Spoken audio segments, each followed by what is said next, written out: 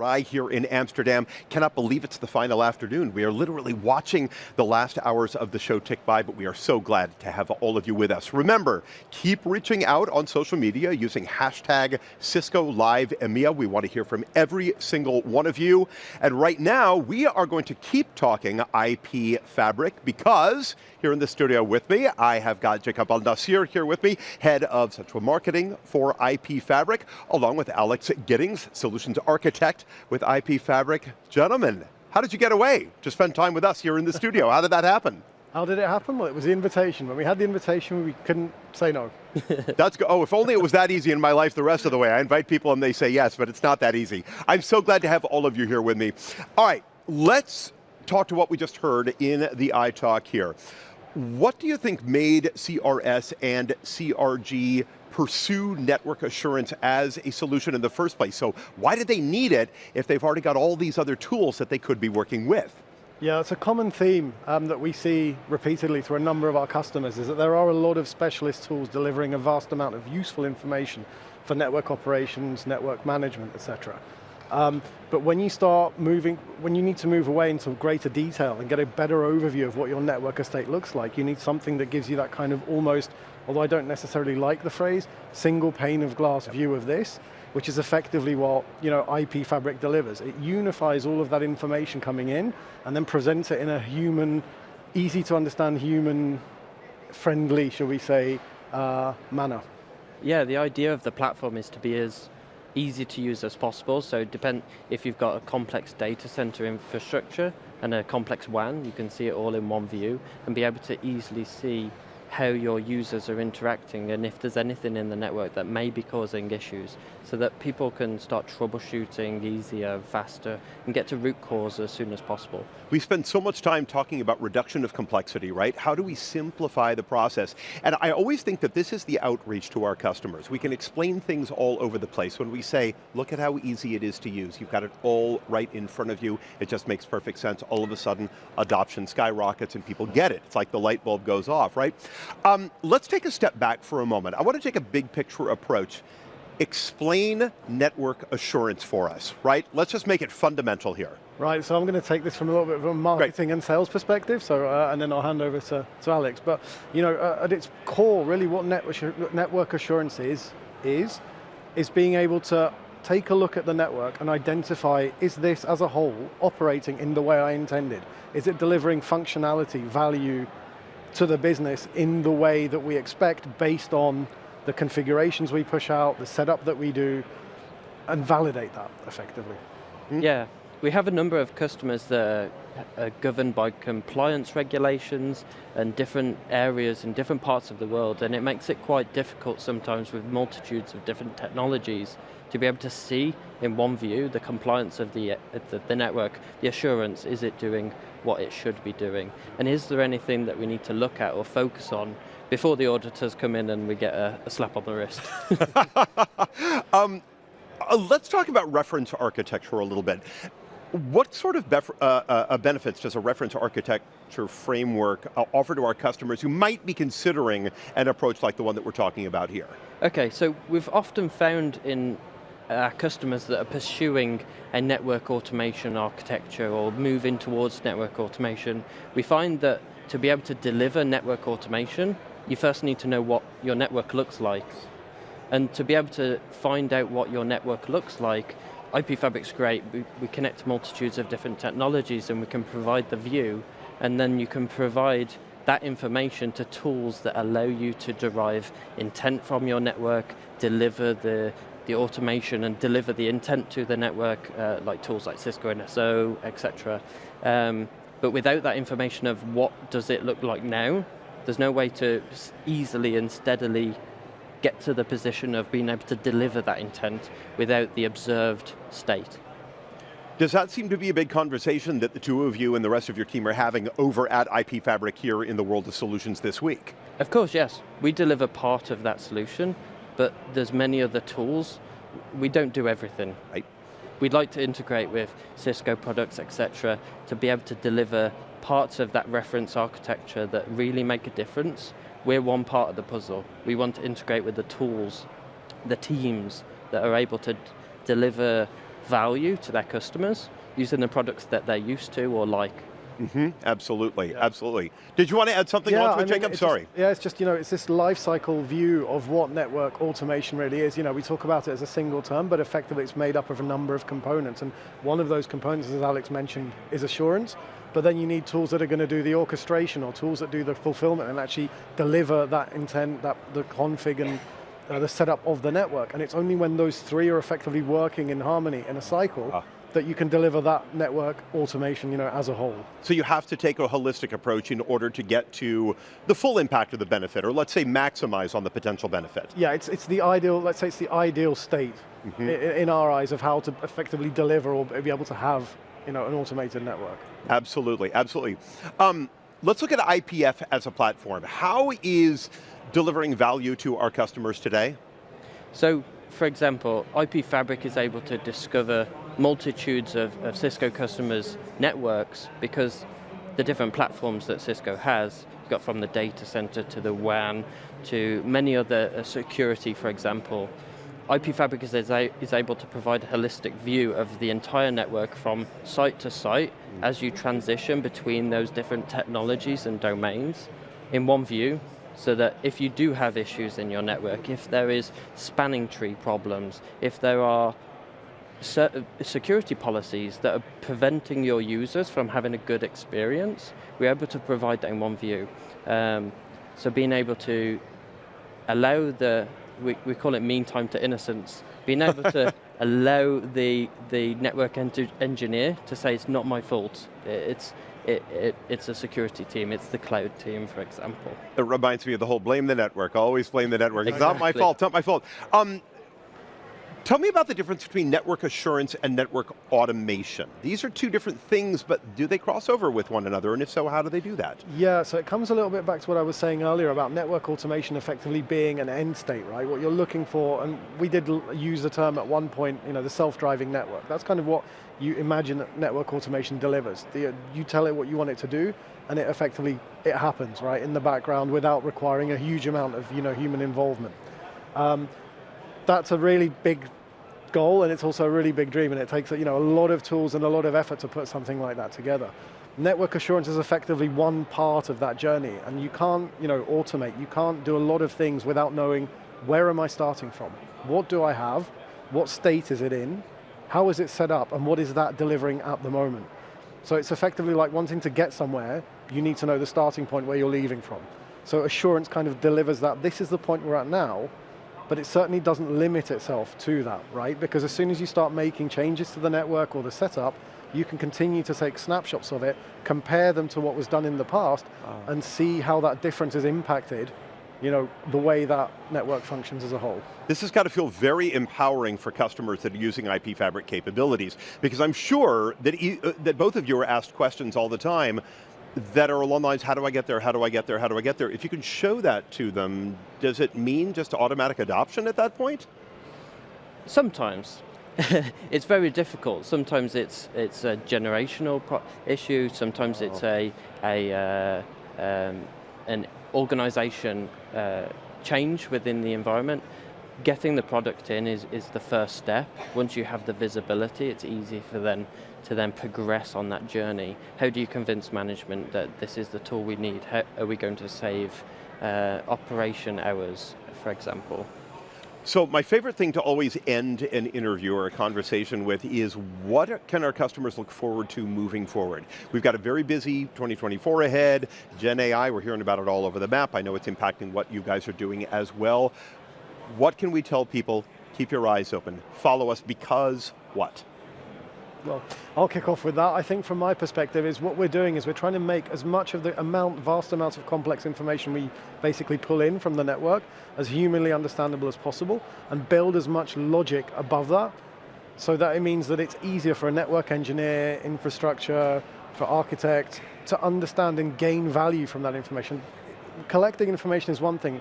Interpreting it is really complex. Being able to deliver the value of interpreting it for them to save time, that's a really huge part of what we're working on. And then obviously, as you can imagine, when we say, we work with very complex networks that span hybrid environments, etc., then basically always and always expanding what the product and platform is able to effectively absorb from information sources, right? So meaning it's more and more complete, and there's less and less of elements that will meet at a customer's network where we say, okay, we still don't support maybe that element or this thing, right? So making sure it is as holistic as possible. I love that, I love that. Alex, Jacob, really appreciate the two of you being here with us. Congratulations, I hope you've had a great time here at the show. Every time I walk by, you guys are very busy, so well done. Thank you very much. It's been a pleasure. Really appreciate it. Thank you guys both so much for coming in. We are going to take a very short break at this point. When we return, Nish Parker will be sitting down with Nieves Navarro and Goethe Brücker, and we're going to take a behind-the-scenes look at why you want to be here with us for Cisco Live in EMEA. We'll be right back.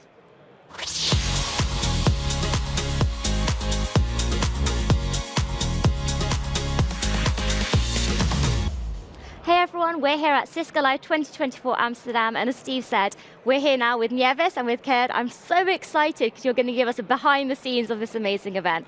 How are you both doing? Great, thank you. We're delighted to be here. Thanks, Nieves. How about Wonderful, it's already Thursday, right? I know, I mean, every time we say we start out the event, we're super excited for the week. Before we know it, it's over.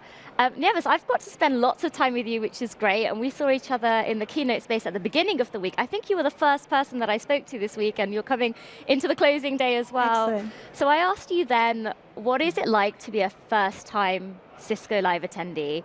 How do you feel towards the end of the week?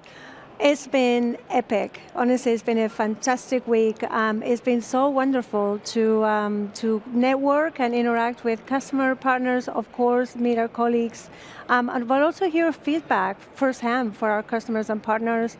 Just the energy is, the moment you walk into the building, there's just a palpable energy. It's all over. You walk around and people are just talking and interacting, and just the amount of the great environment is really been amazing. So really a superb week. And of course, I'm looking forward to the party tonight as well. It's going to be a lot of fun, right? If you haven't had a chance to catch up with people whilst you're here at Cisco Live, seeing them at the party is always a great way to make sure you Yes. connect with as many people as possible. Now, Kerd, I know your team has been making an impact with Cisco Live year after year. I don't know how many events you and your team have run, but it's a lot, right? Actually, I'm almost 14 years at Cisco, so I think it's my 12th Cisco wow. Live now. So yeah, I have a little bit more experience than yeah, with the event. Yes. Dato. So tell me, what's the highlights that you've experienced this year? For me, what really stands out for me this year is the feedback that the team has taken from last year, Right. and how we actually put that all in the overall user experience. And we can talk a lot about technology, and that our technical experts will do all of that, let's say. But what we also as a team want to create is actually the ideal environment for the people that are here to be able to educate themselves and to network. And that goes from loads and loads of coffee and soft drinks, let's say, Yes. to all the catering, the internet connectivity, the lounges, just to making sure actually that they feel at home and can use the best time they have here. Absolutely. I mean, walking around the World Solutions, around the hub as well, you can really see everybody's taking advantage of every spot around the floor, whether it's, like you said, to grab a quick coffee, or maybe it's doing a certification or an exam whilst they're here. There are so many things to do this week. Definitely not a shortage. Now, Nieves, I know you're relatively new to Cisco and our new VP of EMEA marketing. You've probably been to a lot of different events in the industry. I'm sure you're no stranger to those. What is unique about Cisco Live? I think the magnitude of the event is very unique, but also how it comes together. Because with such a big event, I think you run the risk of things being disconnected, and you feel like they're different areas, and you're not seeing the flow. But I think the team has done a fantastic job of putting together just an amazing flow, like her was saying, different spaces for interacting, all the different activities, and the energy. I mean, like I said earlier, you walk in and you just feel it. So I think the magnitude and just the environment really stands out for me. And I love the graphics. I just love the different colors. It's like, just very invigorating. It's very vibrant, right? Yes. And it makes you, it energizes you, and you can't help but have a good time when you're surrounded by this much color and energy, as you said. Now, obviously, with such a big event, we're talking 16,000 people here in person, we have to ensure that we are having a positive impact here. And I know sustainability is something that Cisco continues to be focused on. It's a priority for a lot of our customers, but here at the event as well. So Ked, I know you and your team take this into account and embed it right from the start. Tell us about that journey. Yeah, absolutely. And I have two people in the team, actually, Joanne and Trish, let's say, that are leading these efforts, and they are completely passionate about it. And that comes through in the event, let's say. So as an example, already last year, the team won an award, let's say, as the best sustainable event in the industry, just as a demonstration to do that. And this year, again, they take it to the next level. They take it up a notch. And that goes from the fabric, the cardboards that we are using, like let's say the cutlery, kind of reusable cups and all of that, really always with sustainability in mind. Also from a catering perspective and all of that. So I'm so grateful to have two people that are so passionate. Of course, it's a full team that comes together, but we need to do the right thing for the industry and for our environment. So, I'm so proud that we are leading in that. For sure, and it's been amazing as well to see sustainability here on the show floor. We've had so many demos here in the world of solutions. It's built into a lot of our technology, and I know that's one of the big outcomes, whether it's energy consumption or, using different suppliers. There's so many different things here at the show for customers and for partners to take away, as well as, of course, attending the show in a sustainable and responsible way. Now, I hear time and time again when I have people here in the studio, one of the things that they love to do is connect with their peers, with other customers. So what opportunities have you seen so far walking around for customers to be able to interact with each other? Yeah, there are plenty of them, and they are the customer success stories, really customers telling about their experience with the Cisco technology and evangelizing that, let's say. But you have meet the engineers, you have meet the executive, the networking, the peers, the connectivity, the app to connect people. So it's not just about the technical education. Here you need to come to talk to people, to network, to the people who build the products. And that's the power of an event like this as well. For sure, they can hear from Cisco people through the demos, through the speaking sessions. I know we had a lot of executives in our sessions as well, right? We saw that on the keynote stage with HSBC. So you really do come to Cisco Live, not only hear from Cisco, but from other customers and real life use cases on how they are using Cisco technology. I know we've hopped over a couple of times, just 2 doors down in the hub here to the Customer Success Theatre. So we've had 20 different customers there, across industries, different sizes, really share a very diverse set of stories on how they are using our technology. So I know we hear that feedback time and time again. They love to hear from Cisco, love to hear and interact with partners, but also from each other. Okay, so the next question I have for you is, for people that aren't here this year, so people that are watching from home, and they're probably sitting there, hopefully if we've done a good job, they are sitting there and thinking, that is a really cool event, but what is it that you want to say to them to ensure that they come back next year, if they haven't been this year, or if they're new? Why come here in Amsterdam on site? I would say come and be part of something amazing. There's so much to see, to learn, to be part of, all the stuff that Hert has mentioned, plus we had, besides all the sessions and keynote, we had Partner Day on Monday, which was an amazing, great attendance and really good positive feedback from partners. We had Executive Symposium as well that started on Tuesday after the keynote. And Nevis, what is Executive Symposium? Because for some people, they might not know what that is. So Executive Symposium brings together about 80 to 100 C-level of our customers and partners to really interact, share top-of-mind topics, and really have an opportunity to network between themselves, but as well as with our Cisco executives. So it's a one-day event, it's fantastic, it kicks off after keynote, and we had some really good positive feedback this year. So I would say, come and join us, be part of something amazing, but also come and get inspired by all the innovation that is around us, right? For sure, thank you. And if I can add to that, actually, for me it's also a little bit FOMO, yes. A fear of missing out. I think anyone who has a Cisco certification or working with Cisco products, let's say, or even considering to work with our products, let's say, should be here. Here is it's a flagship event. All our product teams are here. You can talk to the people who build the products, the software, let's say, you can touch them, you can feel them, you can talk to so many people, you can learn here. And even after the event, you can get anything on demand as well, let's say. But it happened here on the floor. I mean, humans are social animals. We should talk to each other. You can do that here. Yeah, so if you're watching us, come and join us next year. For sure. So I just have one more question, and I want to go back to the impact that we have here as event and at this event, and the legacy we leave behind, right? And with social impact, Gerd, I know we've talked about sustainability being super important. Yep. How else are we making a positive impact here locally in Amsterdam? I mean, each year actually we do a kind of a social project, right, to give something back to the community.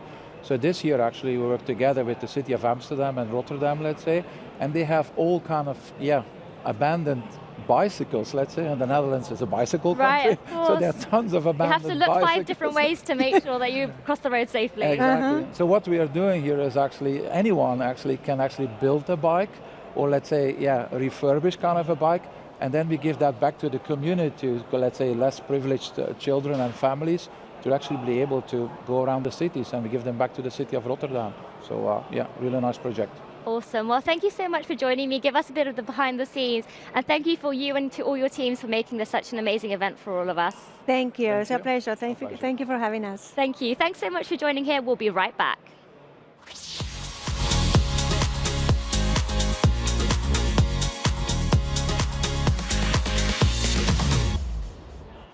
Well, our thanks go out to Nieves and Gerd and their entire team for making Cisco Live 2024 in Amsterdam such an amazing event. As they said, there are so many great reasons for all of you to be here in the room with us, and hopefully you will keep your eyes toward the future, and whichever Cisco Live is closest to you, please come attend. We would love to have you with us. I want to focus a little bit in now on one of our phenomenal partners, NetApp. NetApp has been an incredible Cisco partner for years, especially around the FlexPod product, which I don't even know which year we're in, 12 years, 13 years. Think about the technologies that have stuck around that long, where the demand continues to grow and grow. We have rethought that partnership again and again, and we've heard from everybody, don't stop, just keep growing and keep building. Every Cisco Live, we build a phenomenal custom network operations center here on the show floor. It's always one of the most popular spots. Everybody wants to get over to the NOC and see the demos, and Rob Boyd is out at the NOC right now with Bobby Uman, NetApp's Senior Manager of FlexPod Solutions, and Joe Clark from Cisco. Rob, what are you seeing? What are you hearing out there? Well, I do have both those individuals with me. I'm just going to start with my old friend Joe, and I don't mean by old, he never looks any older. He's got kind of that effect where you just get younger every year I see you. I have the Dorian Gray painting in my office that ages, so I don't have to. Okay. We've been down that joke long time before, but it's funny how it keeps working. But Joe Clark, I've always come to you for learning more about Cisco in so many different domains, so it's fun to talk to you here at the NOC. So this is actually the visual spot of the NOC, but you guys are big about showing exactly what's happening, being very open and transparent. Technically, the NOC is in another part of the facility, but I wonder if you could explain how this works, what makes it so different, because it's very unique that Cisco goes to the trouble to build this network. Why would we do that? What's important to understand here? Well, what's important is our attendees. So our attendees, our customers, our partners, that's why we build this network. We need to offer them services. We need to put Cisco's best foot forward. And you're absolutely right. We're in Hall 7 in the network operation, the front of house facing network operations center. We have on these displays you see behind me, we are showing statistics about what's going on live, about what's going on in the network. For example, wireless channel. Let's do that actually. I'm going to pause you there. Let's have Steve go over. You tell him exactly which screen to go to and tell us what we're looking at. So here we have the wireless channel utilization, a heat map in a Grafana dashboard for our main WLC, our main wireless LAN controller. We've got a number of different controllers here because we have such critical parts of the wireless network. So for example, we have a dedicated set of controllers for Keynote. Down here, these are the statistics that we are looking at to monitor the live part of the core network, so core and data center. Here you're seeing things like NAT translations. We had over 490,000 NAT translations today in terms of what our attendees are doing on the internet. To my left, and maybe your right, we'll go a little bit further there. All right.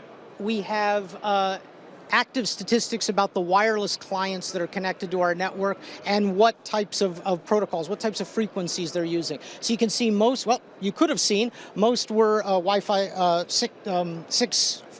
5 gigahertz Wi-Fi 6 clients. Well, let me ask you about that, because sometimes we are literally monitoring and actually watching this because it goes into your planning for the next event, because you see shifts as people upgrade their radios. Absolutely. That's going to make a difference on the network. And so so tell me again, what are you seeing? What kind of shifts this year? So right after COVID, we were surprised to see how much Wi-Fi 6 had been adopted. So the 5 gigahertz version, but Wi-Fi 6 as a standard had been adopted. What we are seeing though is Wi-Fi 6E, the 6 gigahertz, is making a stand. And people actually have clients that support it that may not be connecting to those networks yet. So we're encouraging people, take advantage of the new protocols, take advantage of the more bandwidth, and we're deploying those networks so that they can start to test that. Are we still supporting 2.4 and such here at all, or do we shut some of these off? I was just told today that the 2.4 spectrum in here is pretty noisy. So we try to turn off, and we try to encourage people to turn off and not to bring 2.4 gigahertz. It's just way too noisy there. We want people on the more modern protocols. We want people on the 5, hopefully get more people onto the 6 and the new security with things like WPA3. Well, and speaking of that too, you mentioned, are we IPv4 only, or do we support IPv6 as well? No. We are, of course, IPv6. In fact, we're looking at what we can do next year around this concept of IPv6 mostly. So really encouraging people to take advantage of a pure IPv6 internet. Excellent. So let's go back over to the high-level diagram here, because I want you to explain how it all works together. Where's the redundancy? Why do we break out the data center like this? In fact, I'm going to come around here. Can I have the other mic, actually? We're going to do this on the fly, because I want to make sure I don't stand in front of the screen. This is going to become yours. You remember how to use that, right? With this end, with the soft end you speak into, the other end you hold. Just keep it up close. Walk us through what's important here. So this is our data center. This is the logical diagram of our data center. It is fully redundant. So this represents the core network, our handoff to the core. We have 2 instances. One that's in what we call the main equipment room number 1. That's our core 1. It has 2 Nexus 9336 switches. That goes down to our compute, which we have the 6332 fabric interconnects, and we have a UCSB chassis. Those are running all of the show's services, things like DNS, DHCP, Umbrella. We have a SOC, a Security Operations Center, where we're doing active pen testing. We're doing passive monitoring of traffic. Everything that we need to run the show, we have an instance there. But that's not good enough, because again, we've got 5 days to make the best impression with our customers. 1 hour of downtime in a 5-day event, we're talking 7s. We're not even close to 9s. So over here, why build 1 when you can build 2 at twice the cost? We've got an exact... Spoken like a true Cisco engineer. I love it. We've got an identical copy about 5 kilometers away on the Rye grounds of our data center 2, which runs redundant instances of our services, but can also act as a extension of capacity. Same thing, we've got the 9336s, we've got the fabric interconnects, and we've got the compute. Now the thing that makes this so important, the thing that gives us that level of criticality and resiliency that we need, is the underlying storage. And this is where our partner NetApp comes in, because they provide us a very redundant, very resilient metro cluster set of 2 clusters that are active in terms of their ability to maintain the storage. So they provide us with the scale that we need, and they provide us with that resiliency. Oh, that's awesome. And thank you for the segue and the setup there. But before I go over to Bobby to talk a little bit more about that in more detail, just to make sure we all understand, I go to Cisco Lives almost exclusively. Obviously, there's other conferences that go on. You do a lot of other conferences. How unique is what we do here versus other, even industry conferences? Is this normal to build out a network and do this kind of thing? At this scale, no, and we're Cisco, so we have to come big. We have to show our best foot, and we also have to be able to give the attendees what the attendees want. Internet. I mean, look behind you, right here. This is showing the total amount of traffic. This is Saturday? This is since Saturday, the amount of traffic the attendees, our customers and partners and us have put on the network. Last year, after COVID, the first event after COVID, we tipped out at 59 terabytes. We're not even at the last day, we're at 61.84. And look at this IPv6 to v4 ratio. We're getting almost to 50% of that v6 traffic. This is the reason we do what we do, because our customers, our partners, the demos that are going on, they demand the bandwidth, they demand internet, and we have to provide that. And the venues, the Rye is actually pretty good. We take over a lot of their Cisco APs, but some of the venues can't do that, and that's why we bring in the additional services, the additional capacity. Well, I'll tell you what, I'm going to take your mic and hand it over to Bobby. Thank you, Joe. I appreciate your help. Here, Bobby, I'm going to have you take this. Just for a second, can we walk over here? This is funny to me because I'll have you stand on this side. So tell me what we're looking at here. This is a live video feed. Very exciting. Make sure we don't miss anything, but what are we seeing? So this is a FlexPod setup. Again, this is you're seeing live from the data center. It is built with redundant components, and we've been doing this for the past 14 years, and the Cisco and NetApp relationship has created a business of more than $16 billion over these years, and thanks to our partners for making this happen, right? Again, this covers workloads from VDI, database applications, AI, etc., by having components from both sides with options for compute, CPU, and GPU with the application-centric storage solution from NetApp. So to double down... yeah, please, tell me where to go. Let's put the best foot forward. We'll kick everybody out over here as we do this. Excuse us, live show going on. Thank you so much. So again, to give that extra protection, we have a metro cluster setup, as Joe was alluding to, right? Our goal is to give a secure, scalable, reliable network, and FlexPod is supporting it, right, in the back end. You could ask why we have all these set up. Our goal is to give the continuity between events over these years by having this setup for NOC. So that's why we bring all these systems, make sure it's been tested in staging, and we put that into an event, something like that, so that we know that it works. Our goal is to give an enterprise network system. The way I see it is any application you run, the first thing you need to make sure is your network is reliable. That way, whether run a database traffic or storage traffic or regular network traffic, it is being tested. I have a little story to back this metro cluster solution. I need to wrap up here at this point. I apologize because we're having to go back over. But Bobby, thank you so much. And thank you for the relationship. Partnership is so important. Guys, this stuff is so critical. Everything here runs on it. And these guys have tested it and making it work. So I hope you enjoyed a little bit of the look behind the NOC. Steve? Thank you so much, Rob. Our thanks to Bobby, to Joe, as well as always for the great partnership. We are going to run a replay right now of one of our favorite innovation talks that has happened this week here in Amsterdam.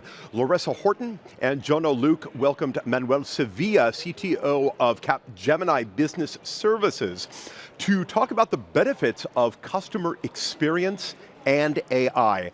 Every business today, meaning your business, it's being benchmarked against the most recent experience that your customer just had. What that means for all of us is good enough. It's not good enough anymore. Times have changed. Customers are going to choose with their wallets. They're going to choose with their voices. Fortunately, we've got great advancements happening in AI, promising breakthroughs for agent efficiency and so much more. Let's hear all about it.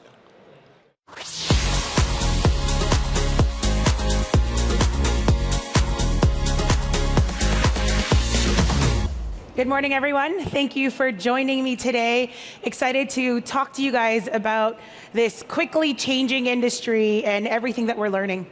So first off, customer experiences are changing. I've mentioned this a couple of times. If I told you 10 years ago that you would get comfortable getting into strangers' cars regularly, you would say I'm crazy. And yet we do this every day with Uber. And the world, in terms of our expectations of what a brand will do to serve us, how they will meet our needs, how will they serve us, is changing very quickly. This is creating a very new challenge and dilemma for IT departments everywhere. On one hand, everyone knows that user experience is really creating a change in brand perception, how people spend, where they're going to spend, where they're going to be loyal. At the same time, IT departments are not necessarily given bigger budgets to go and transform for the future. They need to run the business while transforming. Very frequently, I hear this compared to flying a plane and changing the engine while it's in flight. How do I do that without creating damage or impact to my business?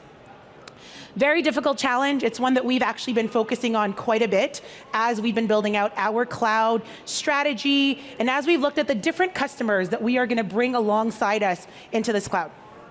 So speaking of the WebEx Contact Center and our customer experience, what have we built? Where are we going? How are we thinking about this? We've categorized this in 3 different ways of interacting with a customer. First off, prevent them from calling you or contacting you at all. Our proactive experiences. How do we use data to better understand when you should be reaching out, why you should be reaching out, and really meeting their need before they even come to you? Next is self-service. With the changes in mobile apps and how we're able to do a little bit more in a self-service fashion, We have a lot of brands that are looking at how do we create self-service experiences that are easy to use and that will really fulfill those customer needs so they don't have to call in, wait in a queue, and again, get a better experience. Last but not least, we know there is always going to be a need for a human agent to deal with a wide range of customer requests, whether it be due to the industry, like healthcare or finance, where people are not exactly comfortable sharing that type of information with a virtual agent. But also, as things are not able to be dealt with through a virtual agent, we need to make sure that you can hand it off to a human and address that customer concern to make sure we're closing out that customer challenge. As we look at all of these engagement models, it is happening across a wide range of channels, different types of places where people want to have that conversation, whether that be on social or means of communication like WhatsApp, how we talk to our friends, our family. That's where I want to go and meet the vendors that I want to speak to as well. All of this is wrapped with, obviously, AI. I'm sure a word you've been hearing very often this week. There's no shortage of AI also in the contact center or the customer experience space, and we've built the entire cloud experience on top of a common WebEx platform. This is the same platform that powers our meetings, our calling, our messaging, our conference rooms. We've taken all of the capabilities that we've invested in over the last couple of years, and we've added that into our customer experience.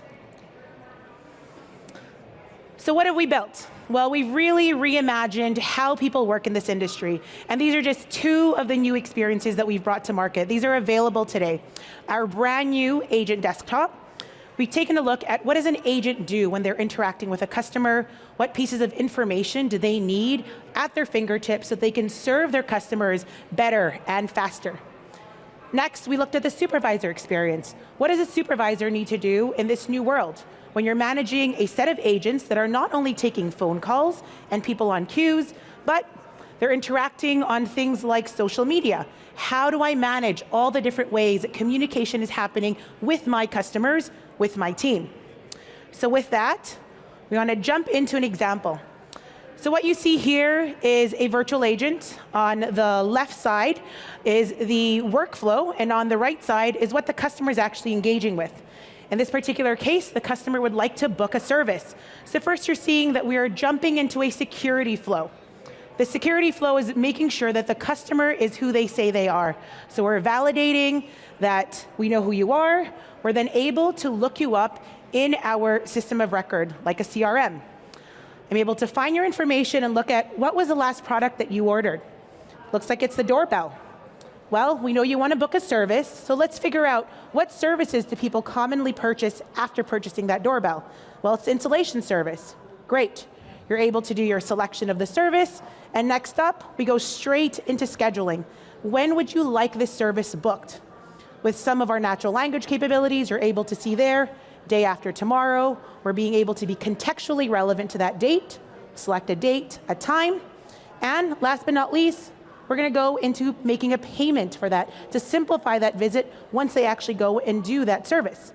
So you're going to see an integrated payment experience here as well, in this case using Apple Pay. When I talk to customers today about what just happened in this experience, very often they have three agents. The first agent is triaging that incoming call, trying to figure out what does this customer want, how can I help them, getting their information, verifying them. The second agent is able to do the service sale and maybe the scheduling, because not all agents are trained to use every single back-end system. The last agent is handling credit card information, because again, not every agent has been trained to handle credit card information. We had 0 human agents in this case. And not only was it 0, it was actually a pleasant experience for many customers.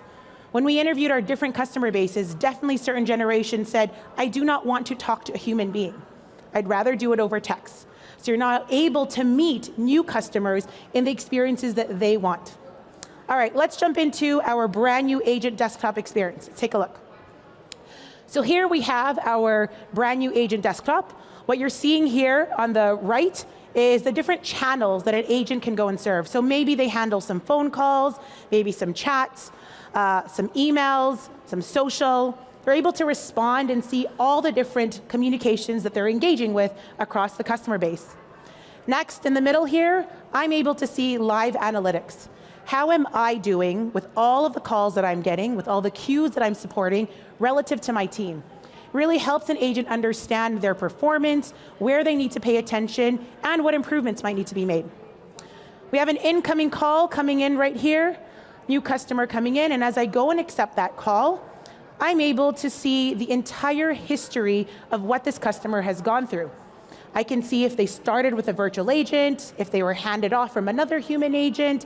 I'm able to understand all of the context, so I don't start that call by repeating questions that are going to be very annoying to that customer.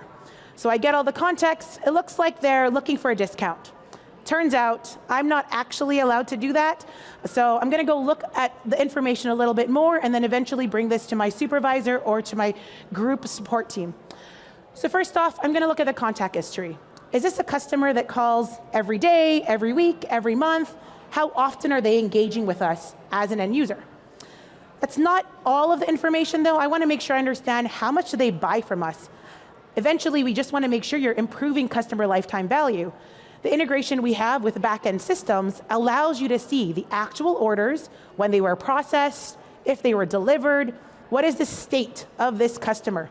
Looks like they've bought some products already. Now they're a repeat customer and they want a discount. I'm going to go and get some support. We have integrated our UCaaS solution, so the ability to engage a supervisor or a support team directly into the agent desktop. You don't need to use another tool. So right from here, I can go in and look at the discounts approval space, make a request, send the information with that customer. That team can now go into the back-end system and also take a look at what does this customer look like. They provide their approval, and just like that, I'm able to give it directly to the customer. What would this have looked like in a different experience?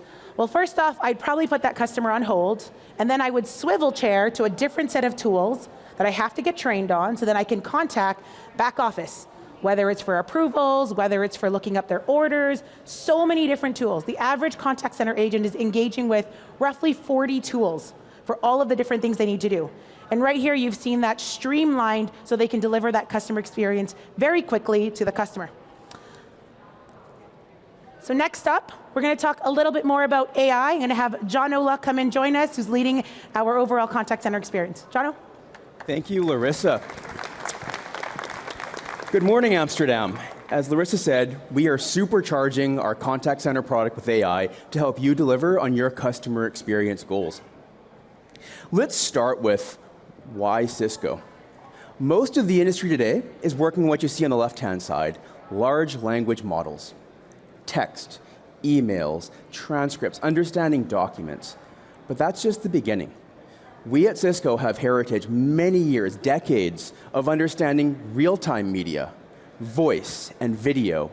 And that's why we're building what we call our RMM, real-time media models, a way to understand more than just the words.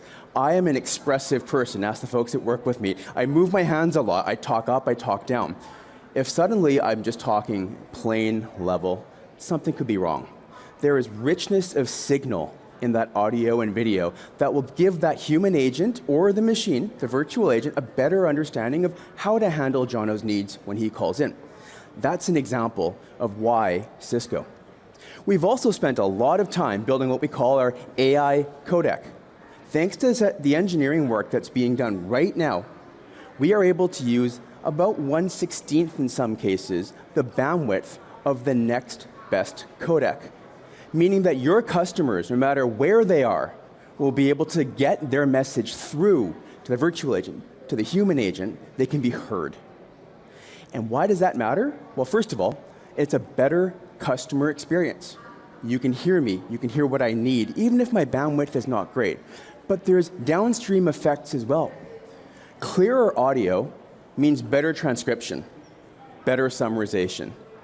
When you have better transcription and better summarization, you can then feed these AI models and do better there, better learning, drive better action towards the customer's outcome.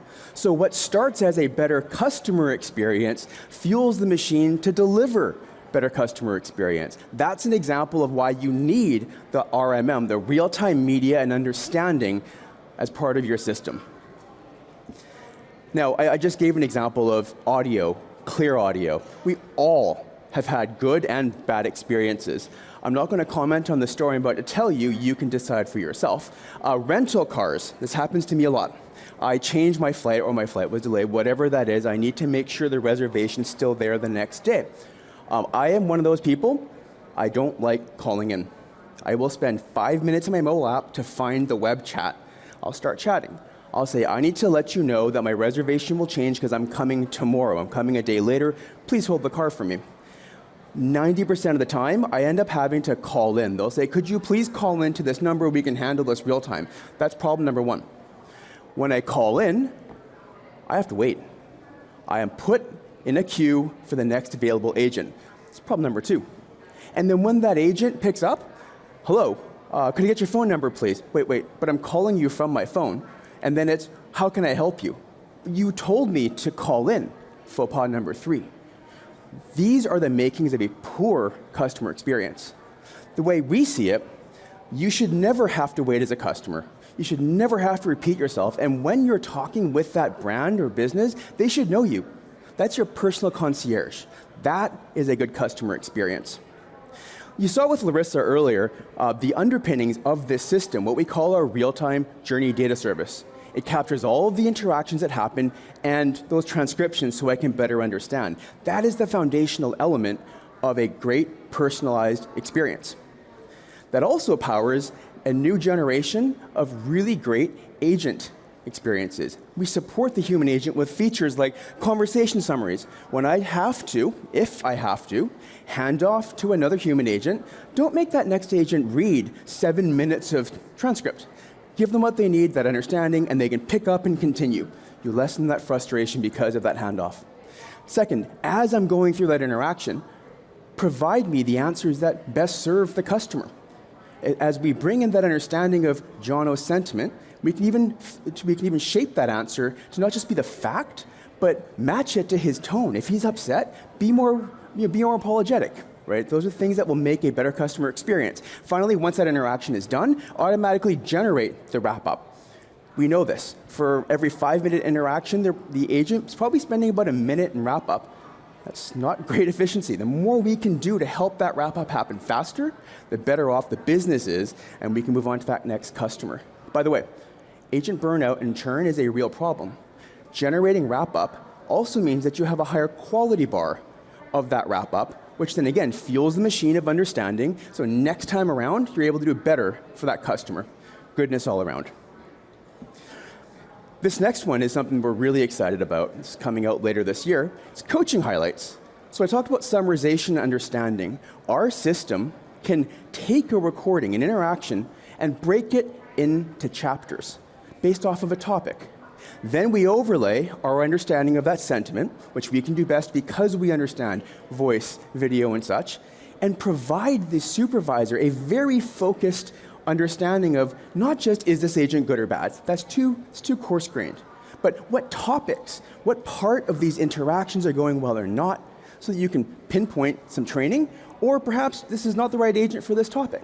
Right? It's a new way to think about this, all done in real time. What I'd actually like to do next is invite Manuel Sevilla, who is the Chief Technology and Innovation Officer with Capgemini, to talk about your journey with Contact Center and Cisco. Good morning, Jono. Thank you, Manuel. Good morning, Please, everyone. Have a seat. Okay, so Manuel, we've talked about customer experience, contact center, and AI. I'd love to maybe have you share with the audience first a bit about Capgemini and what you and your team do to support your customers. So as you may know, Capgemini is a huge company, very well known for consultancy and IT. I've been 20 years in Capgemini in many roles, but 6 years ago I've joined an entity named Business Services. We deliver operational services for our customers. So we deliver finance and accounting, HR, customer interactions, and supply chain services to our customers. So it's daily operations. And of course, to do that, we need to work in a way that we're absolutely transparent with the customers, so that we are part of the customer team. So we use Cisco typically to have only one way to connect everyone, independently if they're Capgemini or from the customer's team. Okay, so it's a complete transparent and smooth way to deliver services. So internally, when they call, or even when the customers or suppliers call us, they don't even know that we're outside. They're just called the company of our number, of the number for our company, and they wrote it to us in a very transparent and smooth way. Great, and something you've taken on recently is migrating from an on-premises infrastructure into cloud for your contact center and calling. Could you talk about that? It's an interesting topic because we are 25,000 people delivering that every day, okay? And the market of outsourcing has really changed years ago from now. Years ago, it was a cost play, how to be the cheapest one, and they were outsourcing to reduce the cost. Now they outsource to transform. The companies have understood that the opportunity to give that kind of operations to a company like us is the way for us to finally transform the way it's done. Which means we have to be not only cheap in delivering the service, but also innovative all the time. Being innovative means something very simple. We have to work with our partners where R&D is spent. So that's why we decided 5 years ago to do a massive move to cloud operation. So that move to cloud went in 3 big steps. First one, adding more and more native SaaS partners in our business areas. Second one, it was all the telephony topic, and I will deep dive on that, of course. And third one, it's a complete infra move, so that we'll decommission all of our infrastructure on-premise to be fully on the cloud. Last year, we have ended the move to cloud of Cisco from our telephony to the contact center enterprise, so CC, on the cloud. We did it really for one key reason. CC was able to allow us to keep all of the features that we had before on the cloud without any impact on production. So we're not at all impacting the features. It's important to understand because we are working for more than 100 of customers, each of them with their own contracts. And if we are changing the feature, the way we deliver the functionalities, it could lead to infinite contract discussion with them. So we had to find a way to move without altering it. And we took the risk to go to CC, despite the fact we had the first global program of CC, because we deliver our customers everywhere in the world. We follow the sun. So we have customers in Asia, in Europe, in US, and we had to move it everywhere. So the move to cloud has not been easy at all, not only because of that, but also because we came with very hard features. We have extended disaster recovery, high availability across the globe. Okay? So it's interesting because we work with you in fine-tuning the product to support customers like us with our level of expectation.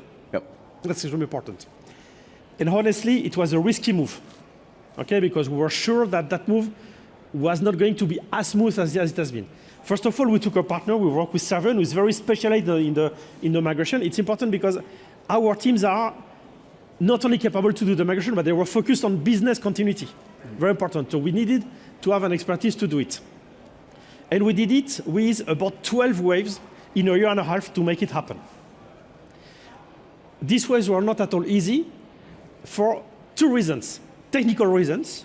We had to really change the way it was working, but also a topic that is more and more important today. Compliance, data regulation, data location, contractual aspect with the customers, etc. So we did a complete transformation program with our customers.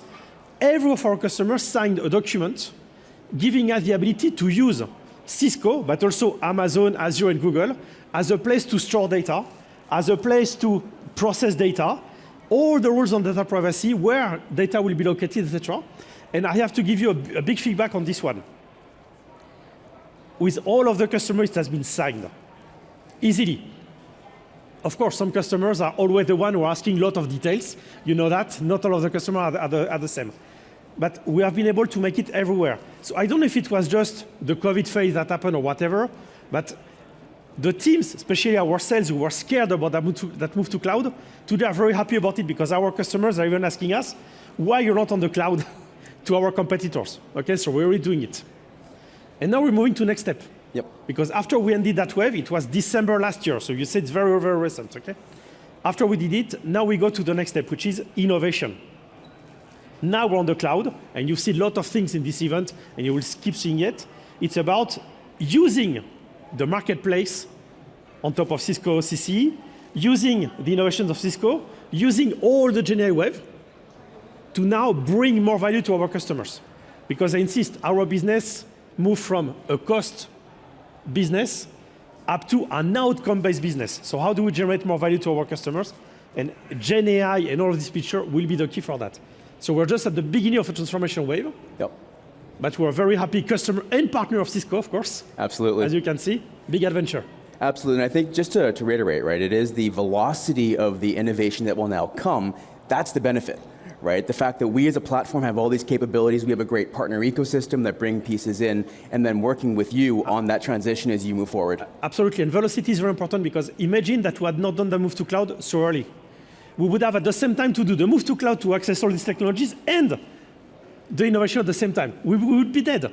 Absolutely. Now we can just focus on innovation and make it happen. So that's really the big change that's happening. Great. Well, Manuel, thank you so much for sharing with the audience. Hopefully you got something out of that, and thank you for being a great customer and a partner for Cisco. Thanks a lot, John. Yes. It's been a pleasure. Thank all you, the Manuel. time. Thank Absolutely. you. Take care. All right, so Manuel described our journey together, right? Capgemini and Cisco. But that's not the only customer out there. In fact, we serve 3.6 million agents across our premises and cloud products across 36,000 organizations, lots of organizations. This is how we've learned. This is how we understand why and what matters to you as a business in delivering your customer experience. These three words come up over and over and over again when we talk to businesses. The flexibility, as Manuel just described, where are you on your journey? Right, journey to the cloud, journey in your customer experience, all these pieces. We will meet you where you are so you can meet your customers where they are. Some businesses are still heavily voice. Others are adopting digital. That's okay. The platform we have, the products we have allow you to bring these capabilities incrementally online. Like we just said, it's a journey together. So meeting you where you are, that's the flexibility. Reliability, we recognize and understand that contact centers are the lifeblood of business. And so having that uptime is key. And then finally, continuity, allowing your business to continue forward as we're bringing these new innovations to you. You adopt at your pace. These are critical characteristics. We get it, we understand. And that's how we're here to support you on your journey. That journey is also global. Most folks sitting right now probably can name at least 5 countries that your business interacts with customers in. We can help you on this.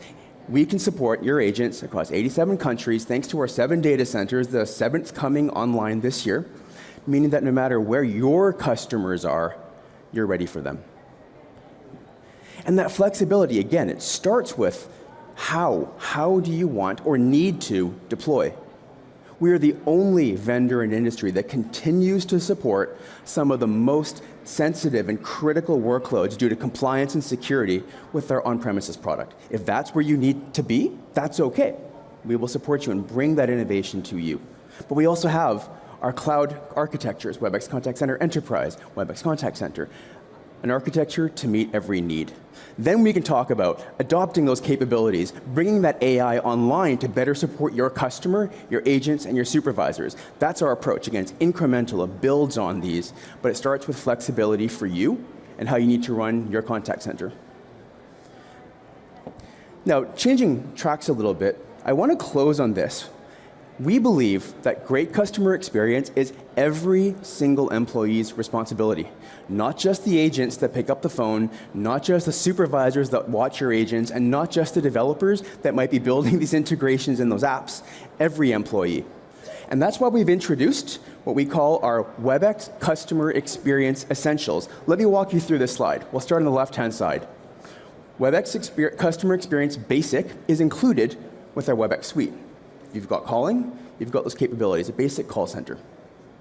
We've always had on the right-hand side our standard and premium for true contact center agents and supervisors. But we recognize there's an emerging group of employees who need to participate in that customer engagement, but they're not a full-on agent or supervisor. And the simple voice multi-line may not be enough. They need customer context. They might need to engage across digital and voice. That's where Essentials fits in. This is for your back office employees or customer-facing teams that aren't necessarily in the contact center, but still contribute to that customer journey. That's why we brought Essentials in, to give you that flexibility so any employee can be customer obsessed. And because of that, we can meet you anywhere where you are on your journey towards this North Star of customer experience. And We're going to make that better with AI, because AI is going to help your human agents do things faster and better. It's going to help your supervisors understand and run that contact center better, and it's going to power the next generation of virtual agents. And again, with Cisco, we have a heritage in real-time media and voice and video. These are going to continue to be key for the high-value, super stressful situations. And that's why we are the right partner for you as you move forward in your customer experience journey. Thank you so much. I hope you enjoyed this and learned some new things.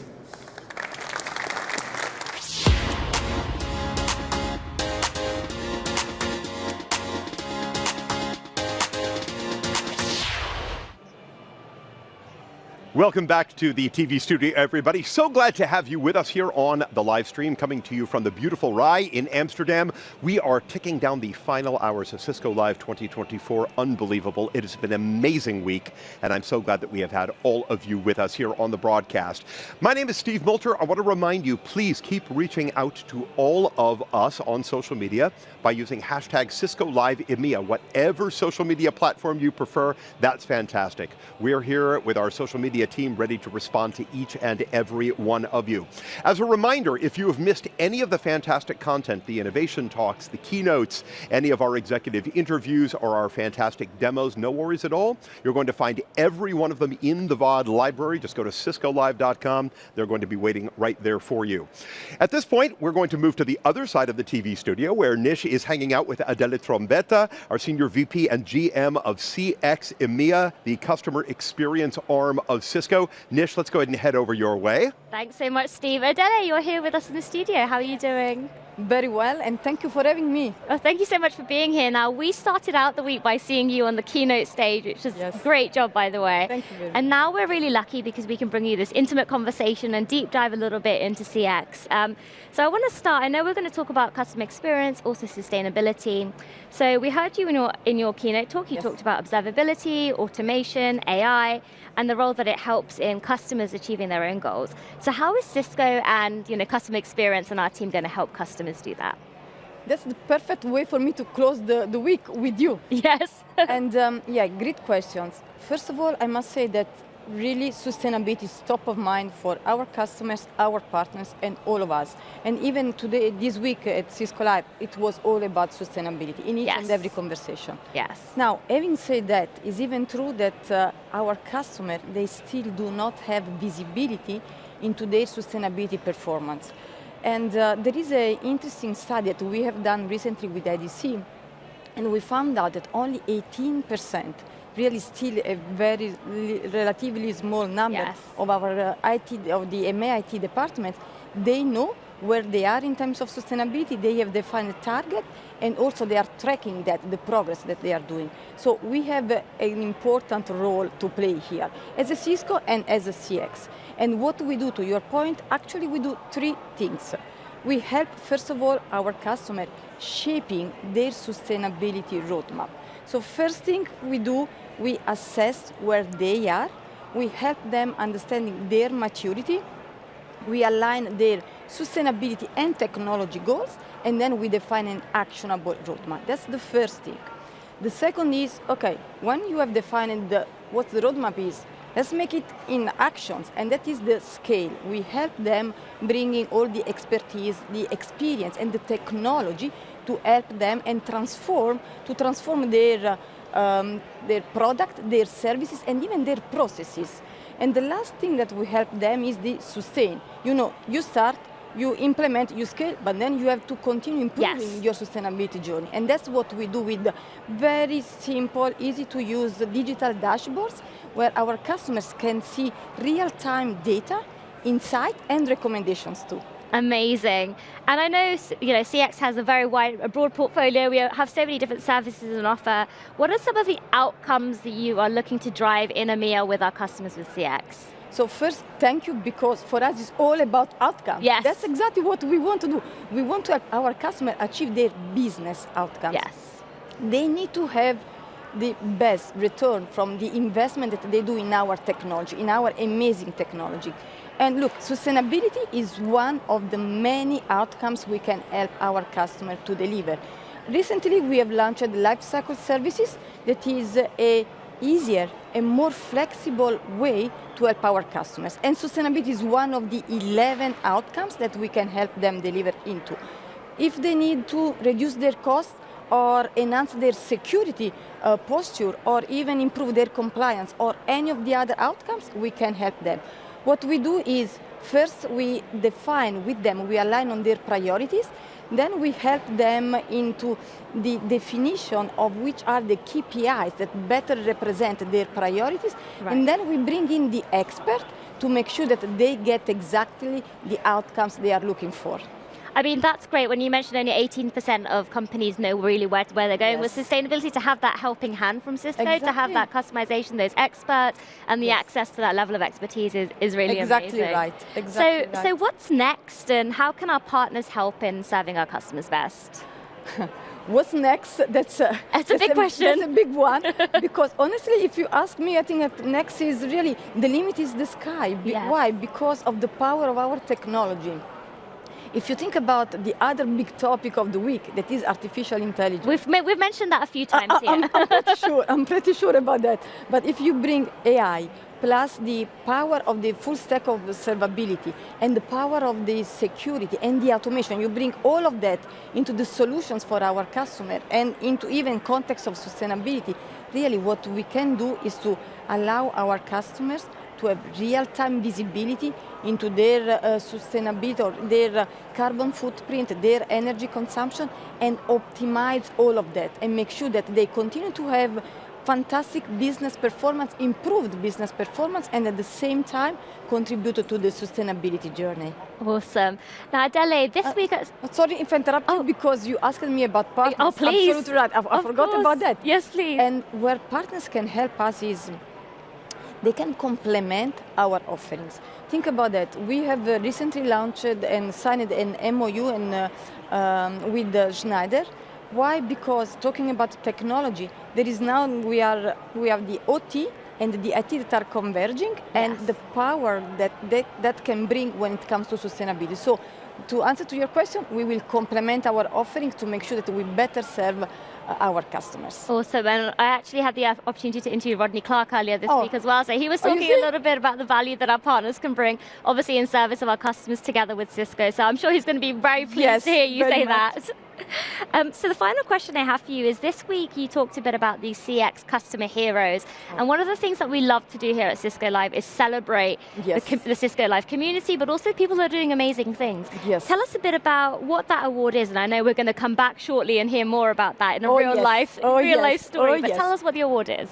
You know what is the best part of Cisco Live, and we wait 1 year to have and to celebrate our customers, because as I said on the keynote, they are really the change makers. They are the ones that prove the value of our technology, and with them we can really make an impact on our future, on our people, on our life. And we celebrate 7 of them, and very soon we will talk with one of them that is about sustainability. But what really matters is that they inspire us. Because we see what we can do and how much we can achieve, and every year we raise the bar and we try to do even better. Amazing. I'm so excited to be joined by one of those customer heroes. Thank you so much. Well, we're going to come back to you, Adele, but first, Steve, back over to you. Thank you so much, Nish, and we'll look forward to coming back over to you and Adele in just a moment. So, I'm here in studio now with Pete Davis, Director of CX Global Partner Success, and with John Christensen, Global Offerings Manager for IBM. Gentlemen, welcome. I'm so glad that both of you are with us today. Thank you. Likewise, thank you. This is a great partnership. This is a long-term partnership and a powerful partnership between these two organizations. It's been so valuable, I know, for both of us. First thing I want to ask, partnership, Pete, it's really the backbone of CX and what it is that we do. How has that partnership focus really materialized specifically in our work with IBM, one of our favored, best, and long-term partners? Well, I think for us at Cisco, we are a partner-led company. We always have been, and we always will be. And our relationship with IBM allows us to be able to blend the best of what we can bring to our customers. So what we see is, we see the opportunity to be able to take our business and start to focus on material growth and really enhancing how we're serving our customers and getting them through to being able to fully enjoy everything that Cisco and IBM have to offer. I love that. Before we even dive in further, John, I want to come to you and sort of ask the why Cisco question, right? IBM has a lot of options out there in the field. Why Cisco? It's a no-brainer. Obviously, Cisco is the 800-pound gorilla in the networking market. And for us, it really goes back to our history, right? So back in 1999, right, we got out of the networking business. We sold all our patents around Token Ring to Cisco, and we were all in at that point in our strategic partnership with Cisco. So, you know, we've all evolved big time over the 25 years, and we keep seeing so much more opportunity as Cisco evolves and gets into more markets. We have an opportunity to grow with Cisco. Absolutely, and we love to hear that. We really do, and we value it so much. We put a huge emphasis on feedback, right? From our partners, from our customers. How has CX demonstrated listening to what our partners have to say, what they want from us, what they demand from us? How do we respond? Well, first and foremost, we want to make it clear that at Cisco, feedback is the breakfast of champions. Yes, indeed. And we use that feedback to be able to influence what we develop, our programs, our offers, and our go-to-market. So really it's about the partnership and using that feedback to co-create the best solutions for our customers. Mm-hmm. So ultimately everything comes to the closed loop of being able to get the customer exactly what they need, and our partnership facilitates that. And when you think about a venerable brand like IBM, I mean, it's hard to compare IBM to a lot of other brands. You've been around a very, very long time. I think responsiveness to the market, to the demands, not only the technical community, but of the user community is really what defines IBM. Yep. It's been a very agile organization, right? Yep. So same thing, I assume feedback very powerful for you as well.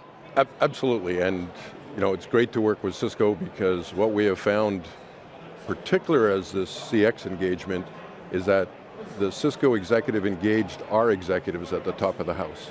So we had the right start, and we did it across the different lines of business that were critical for success with Cisco. So it included delivery, solution design, sales of course, and offerings.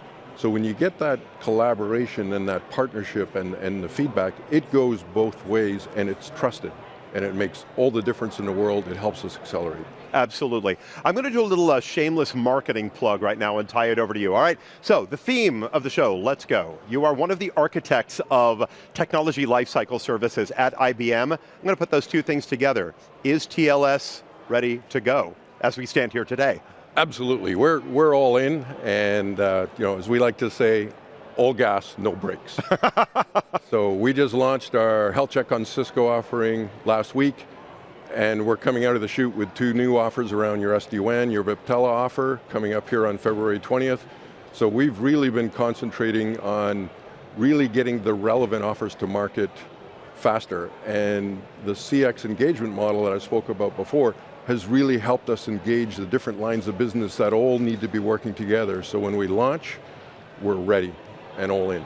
Absolutely. And Pete, what about from the Cisco perspective? I mean, we say let's go all the time. Are we? Are we ready to? We are so ready. Yeah. And I think what we see in IBM is a partner that through their commitment and through their capability has grown faster than any other partner in the CX family, and is now positioned to be able to help us grow together in a profitable way so that we can benefit our customers.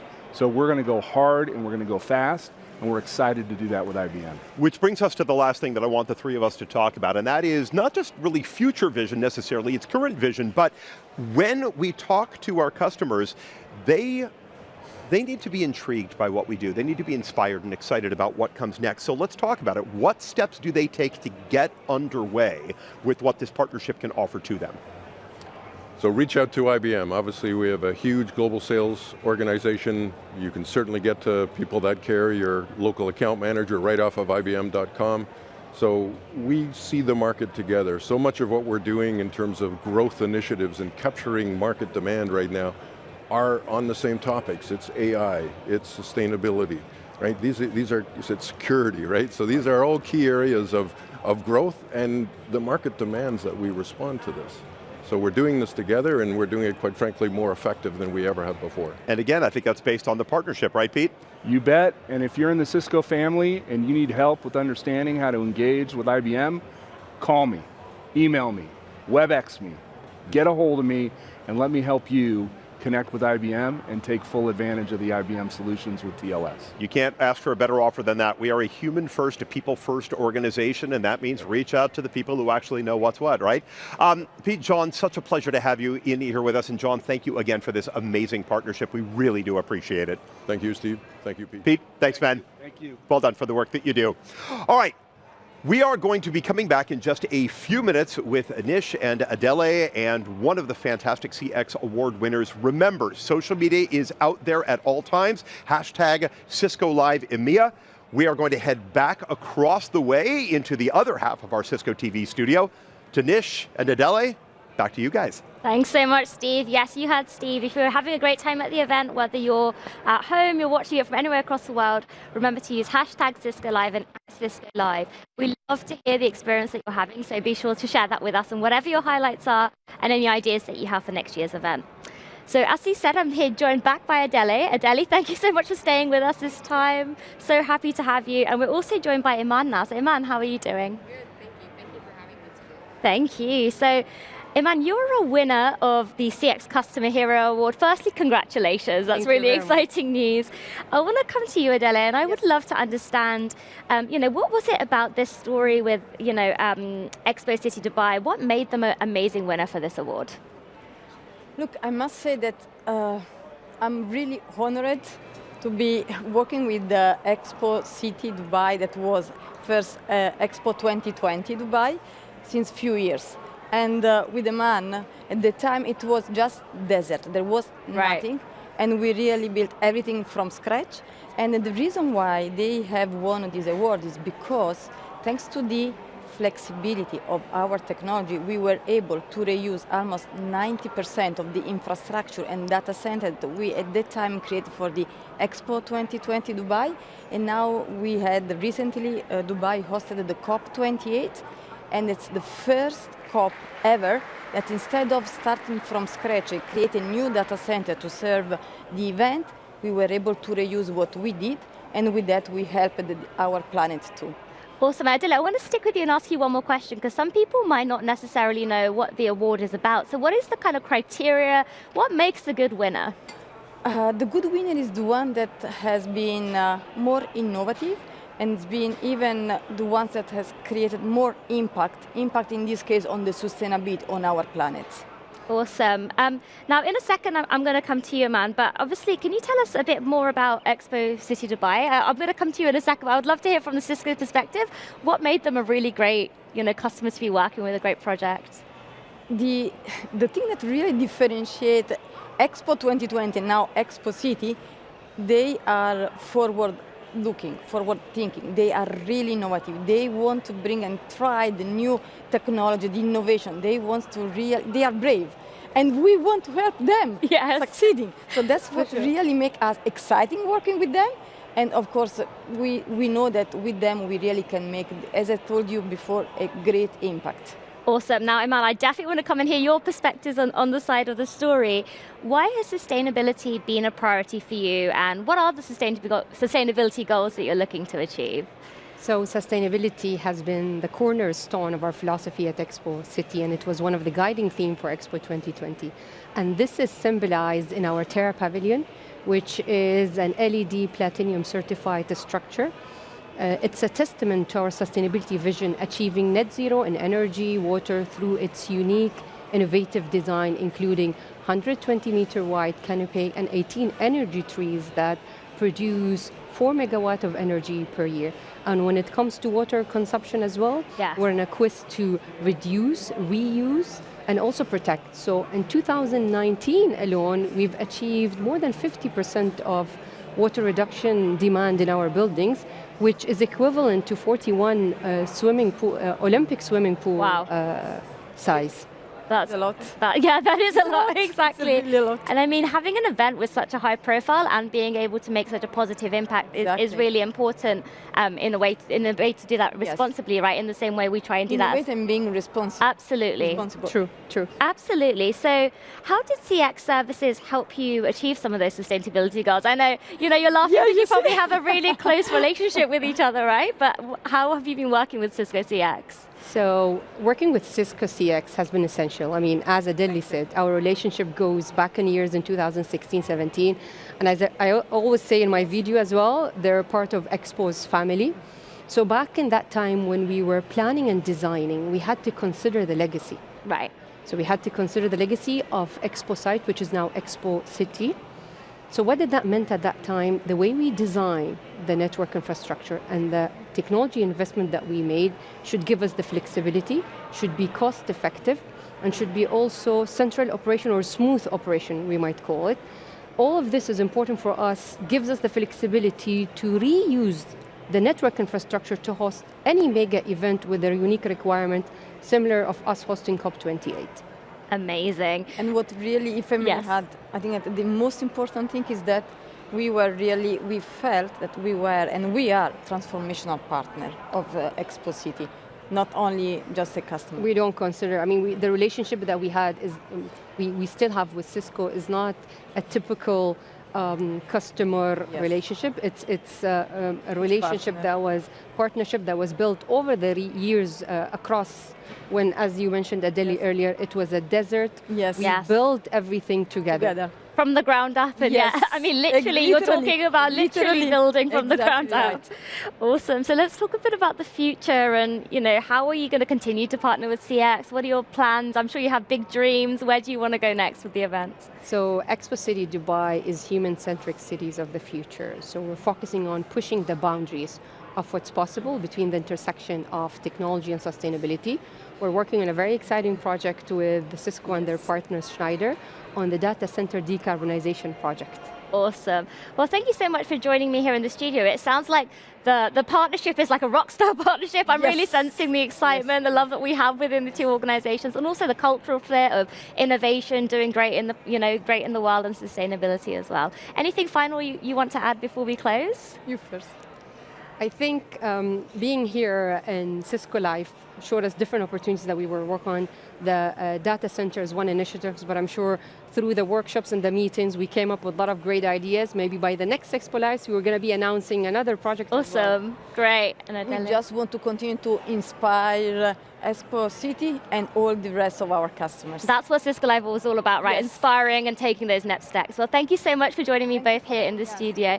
Steve, we're going to head back to you. Thank you so much, Nish. I appreciate it. Thank you to Adele, and congratulations really to all of the CX Hero Award winners. Remarkable organization.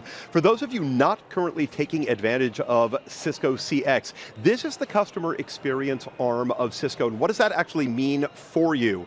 It means that you've made the investment in Cisco. Let CX help you to maximize that investment. What can you do with what you already have? How can we help you and support you to really make the most out of what it is that you do in partnership with Cisco? That's what we're here for. That's what CX is all about. That's why I love this part of the organization so much. We're going to take a very quick break. Don't go anywhere. I will see you in just a moment.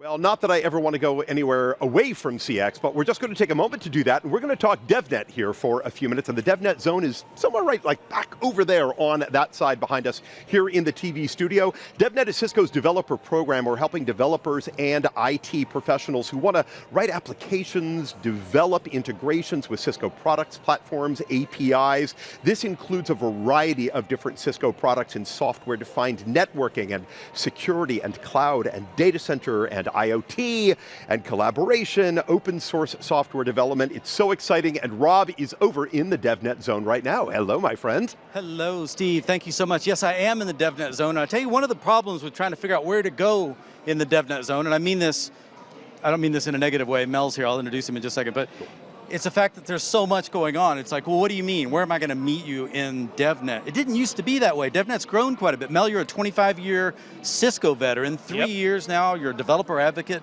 for DevNet. but this is a notable year for you guys. You've come a long way. Can you tell us a little bit about how DevNet's evolved? Yeah, started off as like networkers before, and then now, here we are at the 10-year anniversary. Wow. So we've grown. It has just increased in importance for a lot of developers out there. And we're just seeing that over and over again with the comments that we get from our developer community, Well, it's interesting because I remember 10 years ago when you guys were starting this out and you had craft beers and all kinds of things I really enjoyed. Make sure you keep the microphone up here. When Got it, okay. I'm just getting the signals. But it was the kind of selling people on the importance of what DevNet represented and how to many it was obvious that Cisco needed to go this way. To others it wasn't as obvious, but you guys continue to show how this is Cisco's future and the growth you've shown really feels like it's part of it. What kind of things are you guys focused on? What's most important that's happening here right now? So today I think a lot of the importance has shifted over to things like OTel, technology, open telemetry. That's short for open telemetry, So observing the network, observing your overall health of just the way things are running in your network, that's all done programmatically today. And so things like the APIs and so forth are increasingly important. So and then we're seeing a growth in that area, and we're seeing that in our feedback. We're seeing in the attendance, the questions that we're getting. For example, I was just working over there in the user experience area, and we're gathering all kinds of constructive feedback rather. That's good too. And so Well, and what's the focus area? Because I get the feeling that you guys are not just educating people who already understand this. You're not just teaching about how Cisco does it. There's a lot of industry knowledge, and there's a lot of kind of raising all ships with knowledge so that we have more people in the market with a skill set that's becoming increasingly important for all of us. Is that correct? Yeah. Okay. And you hit the nail on the head there, because it's not just one thing. We have folks, as you see in the user experience area, maybe we could just kind of pan over in that. It's on the other side over here. Is that white desk over there? Yeah, to that the right of the desk. Lightning Talk sign? Yeah, you bet. And so over there, what you'll find is we'll put little dots on the technologies that a lot of our developers are using and giving us feedback on. And so I think for me it's really interesting because so like you were building saying, a heat map kind of thing. thing. Kind of, sort of, Okay. Granted, it's an analog one, kind of with stickers and everything. But the principle's perfect. Exactly, yeah. And so what you're seeing is that developers are showing us that it's all these different technologies, like you were saying, and sometimes they're open source, sometimes it's just specifically with networking, sometimes it's specific to container orchestration or what have you, and it's this massive mix of technologies that we're helping. Well, one of the things you guys brought with. here that I really appreciated was I've always loved, Cisco to me, when I think about it personally, it's always about always being surrounded by people smarter than yourself. And then, but in such a way that these are people that help you grow because we all kind of push each other or set different examples. And for me anyway, my experience I feel like has always been healthy. Your focus on education, even when you guys first started at Cisco Live, I feel like has been very present.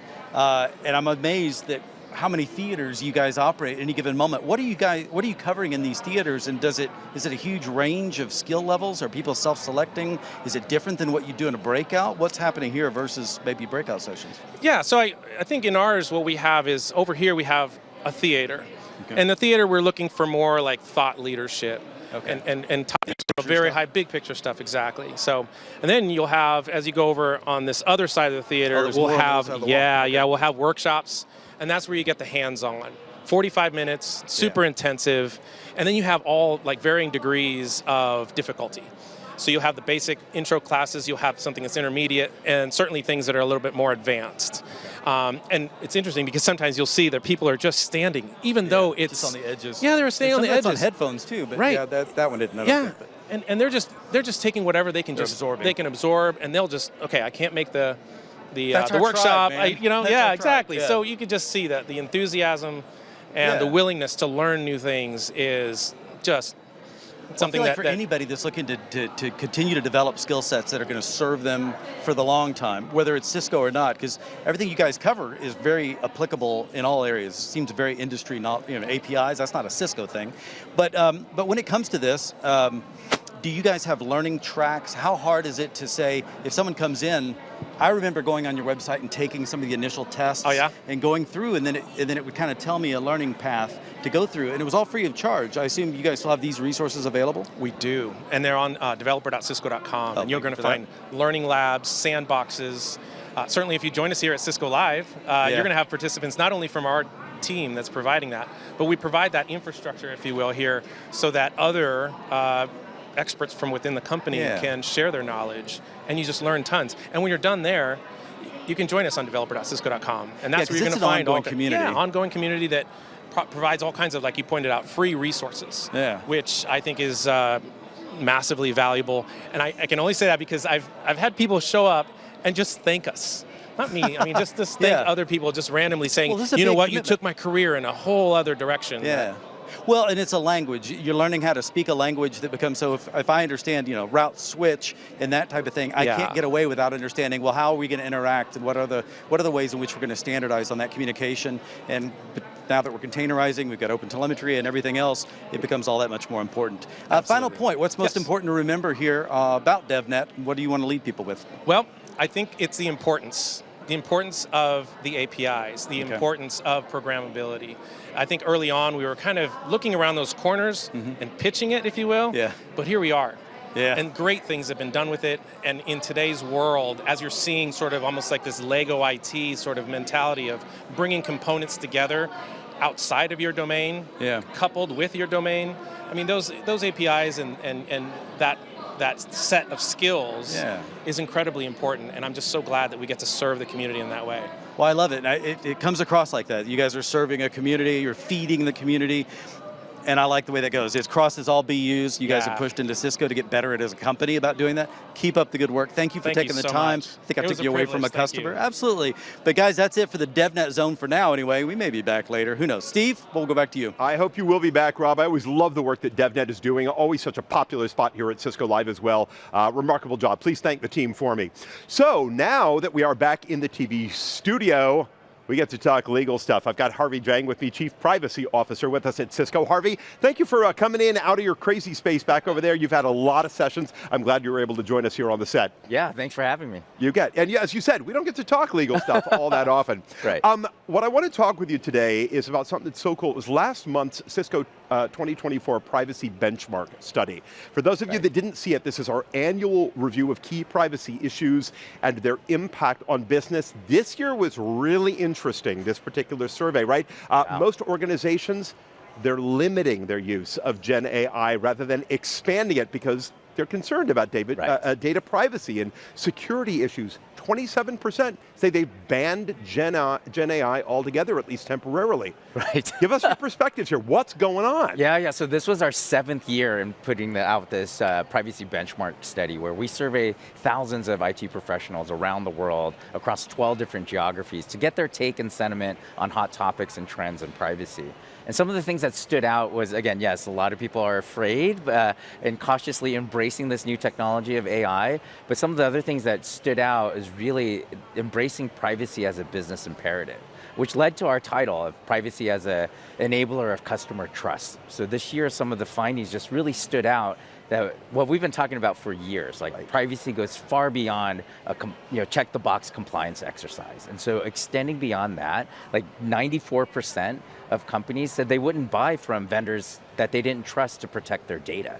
And so it just started shifting into something that you really have to pay attention to from a customer and market and business perspective, more than check the box compliance. And that's something that we've talked about from the very beginning of our privacy program 8 years ago. Right.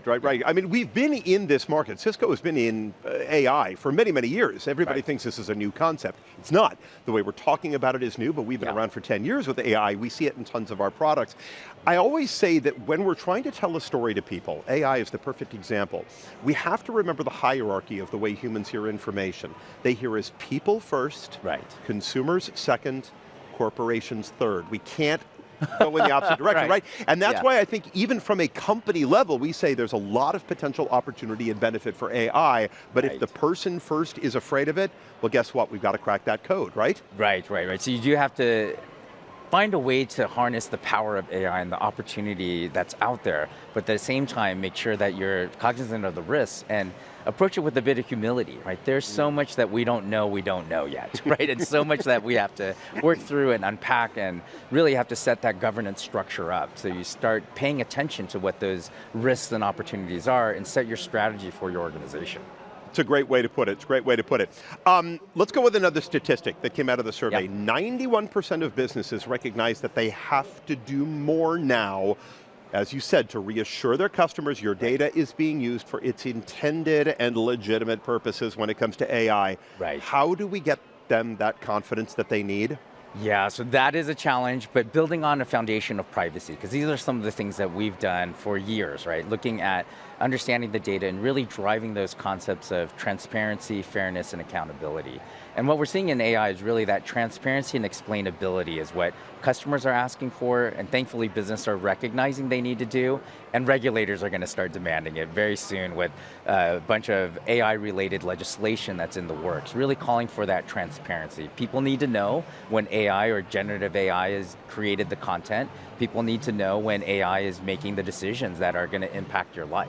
And so transparency has been pushed up to the forefront here as one way to gauge fairness, in the sense that fairness is so many different definitions, and I think there's studies that talked about 21 different algorithmic definitions of fairness, and so what is actually fair? So we start with transparency, disclose it, and the public will tell you if what you're doing is fair. It's so subjective. Do you see 2024 as a tipping point, or as a point where we start to change the nature of the conversation, or do you think this is a longer play? It's much longer, but I hope the conversation is just beginning, and we're beginning to pay attention. I mean, people talk about AI as the fourth industrial revolution, or the first industrial revolution for knowledge workers was another phrase I heard in this conference today. You remember what Oliver said during the opening keynote? He said it's more important than the invention of fire. I don't know that I'm going to go that far, but but it's important in the sense that if you look at what happened in the prior industrial revolutions, people weren't paying attention to the harms that were emanating from that. And we're still discovering, right? And sustainability is a hot topic.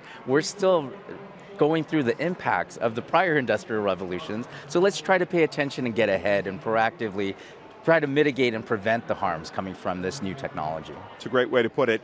Here at Cisco, we have been researching privacy for a very long time at this point. What do you think are some of the key trends that you personally have seen emerge? Maybe some of the highlights of the research that sort of point up those trends? Yeah. So it's some of the trends that we're seeing that really stood out. We're seeing the increase in spend related to privacy, but thankfully people are still seeing a very positive return on investment. And so over 95%, despite the increased spend, are seeing a positive return. And the return, it was averaging 160%. I think we would all love that level of return on any investment that we put out there today, but people are still seeing the business benefits of privacy. And we actually gave a talk on that at the IT leadership sessions about the positive business benefits to privacy programs and investing in privacy. Really, just the first step is understanding your data. If you have to first figure out what's personal data, what's sensitive personal data, then you start understanding, classifying, segmenting, and then when you understand your data, you can better harness the value and take advantage of the opportunities that the data presents. And a lot of that data that potentially causes risk, frankly, is already in the system. People already entered it some time ago, not realizing that, okay, we may have a little concern on our hands. I want to go to your specific role. So as Cisco's Chief Privacy Officer, how do you go about navigating that changing intersection between AI and privacy? It's a delicate dance, right? It is a delicate dance, and privacy started the foundational to our responsible AI program, because AI isn't new to privacy. I think the GDPR that was passed here in Europe in 2016 has Article 22 that talks about automated decision making and working through the risks to a person when AI is being used. But well before that, the 95 directive on privacy also talked about ADM and automated decision making, and even the French privacy laws in the 70s were worried about AI, I guess whatever AI was around in the 70s, but they were very concerned about that. And so we're starting to pay attention to how decisions are made and requiring that a human is in the loop, right? And so those types of things. And as we looked at privacy and AI at Cisco, recognize that yes, privacy is a big issue. We're a critical stakeholder, but the risks and opportunities go far beyond privacy, right? Risks to intellectual property that are unanswered questions of who owns the rights to the data, and was the data ethically and legally sourced? That's a big question that's floating out there, both from a privacy perspective and a copyright perspective. And so there's all those other aspects of human rights, sustainability, all these other components that AI is going to impact. And so at Cisco, although we use privacy as a foundation and using the tools and frameworks we set up, we brought in another group to look after this. And we're recognizing that it has to be multidisciplinary. You have to look at it at all different angles. And so we have a responsible AI committee that's cross-functional, led by our engineering team, and looking at both the promise and strategy and opportunities of AI and the risks, and how are we going to deal with them. And just surfacing it first, and so we can have some thoughtful discussions on what the right approach is. And so it's still evolving at this stage. I think it's so exciting, and what I love is we're personalizing it now, Yes. right? So Jonathan Davidson, the other day, he said, let AI do the unimportant stuff so humans can do the important stuff.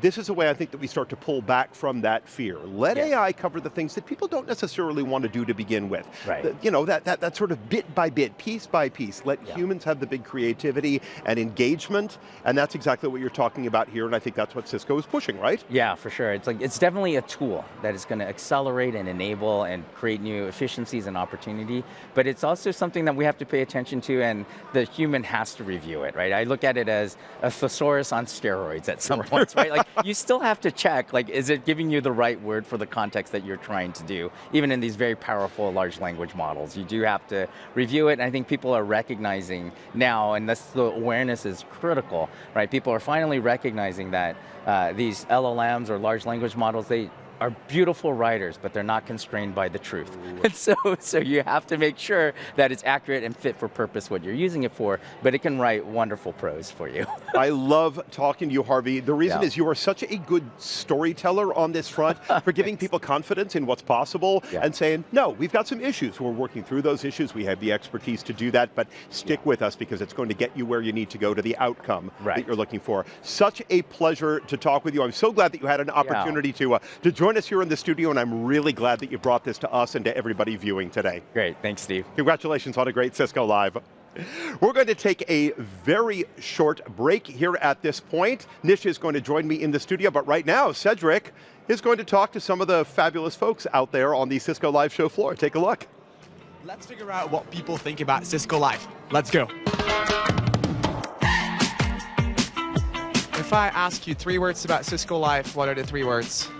Oh, impressive, powerful, I think simple as well. Venture, a family, security. Interesting, fun. Forward thinking, getting to know your peers. High technology. Leadership. Good vibes. Training. Massive, eye-opening. Inspiring. Inspiring. Good fun. Cutting edge. Impactful. Awesome. Everyone could join. Magic. It's very busy. I found him. I found you. Well, I wasn't lost. Incredible. Incredible. Innovation. Innovation. Innovation. Innovative. Innovative. Networking. Friendship. People.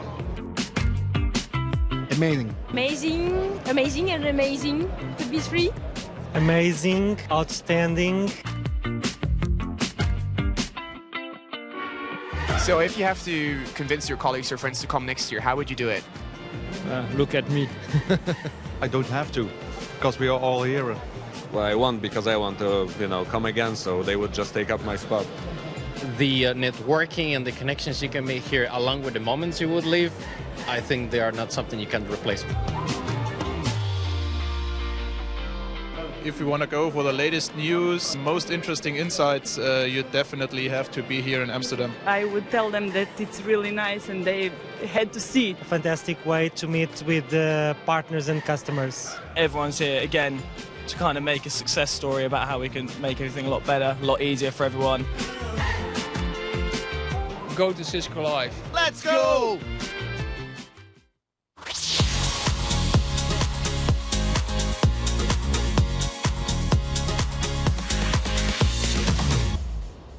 I mean, really, if you are wondering why you should come to a Cisco Live, I think that says it all right there. Amazing, amazing, amazing, all 3 of those words, and this really is a remarkable event. So please, we would love to see all of you at whichever Cisco Live you choose, or all of them, if you want to join us. That would be great as well. Great job, Cedric. Now, did you notice that Cedric was wearing a beautiful gilet, great vest, as he was walking around and conducting those interviews? Well, he got that vest from the Cisco store, which is directly back over here behind me, and our own Cedric DeValder is, in fact, back over there with our RF crew. Hello, Cedric.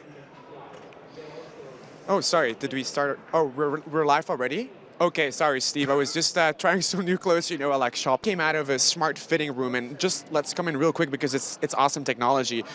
Basically, based on what I'm wearing right now, the fitting room recognizes it, and I'm able to ask for assistance. So you can see I can just tap here. It's the jacket I have on right now, and I can be like, I think this size is actually quite all right, but I want to have a different color, or, you know, I think, Steve, are you an extra large? Maybe I can bring one for you. I can then basically request assistant, and somebody will come in and like basically hand me the stuff.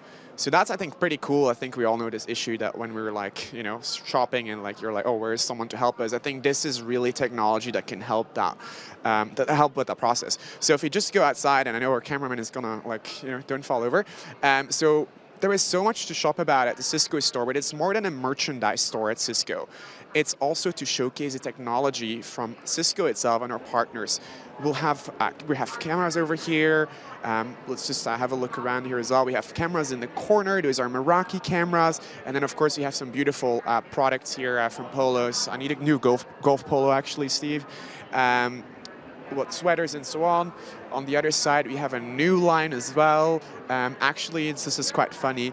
I think they made this line especially for me because they put a C everywhere. Not really sure, and there is a Cisco logo on it as well, but I think they just thought about me, I think.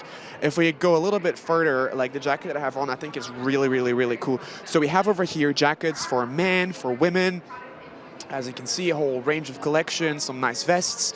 We have water bottles on the right-hand side as well, if we go here.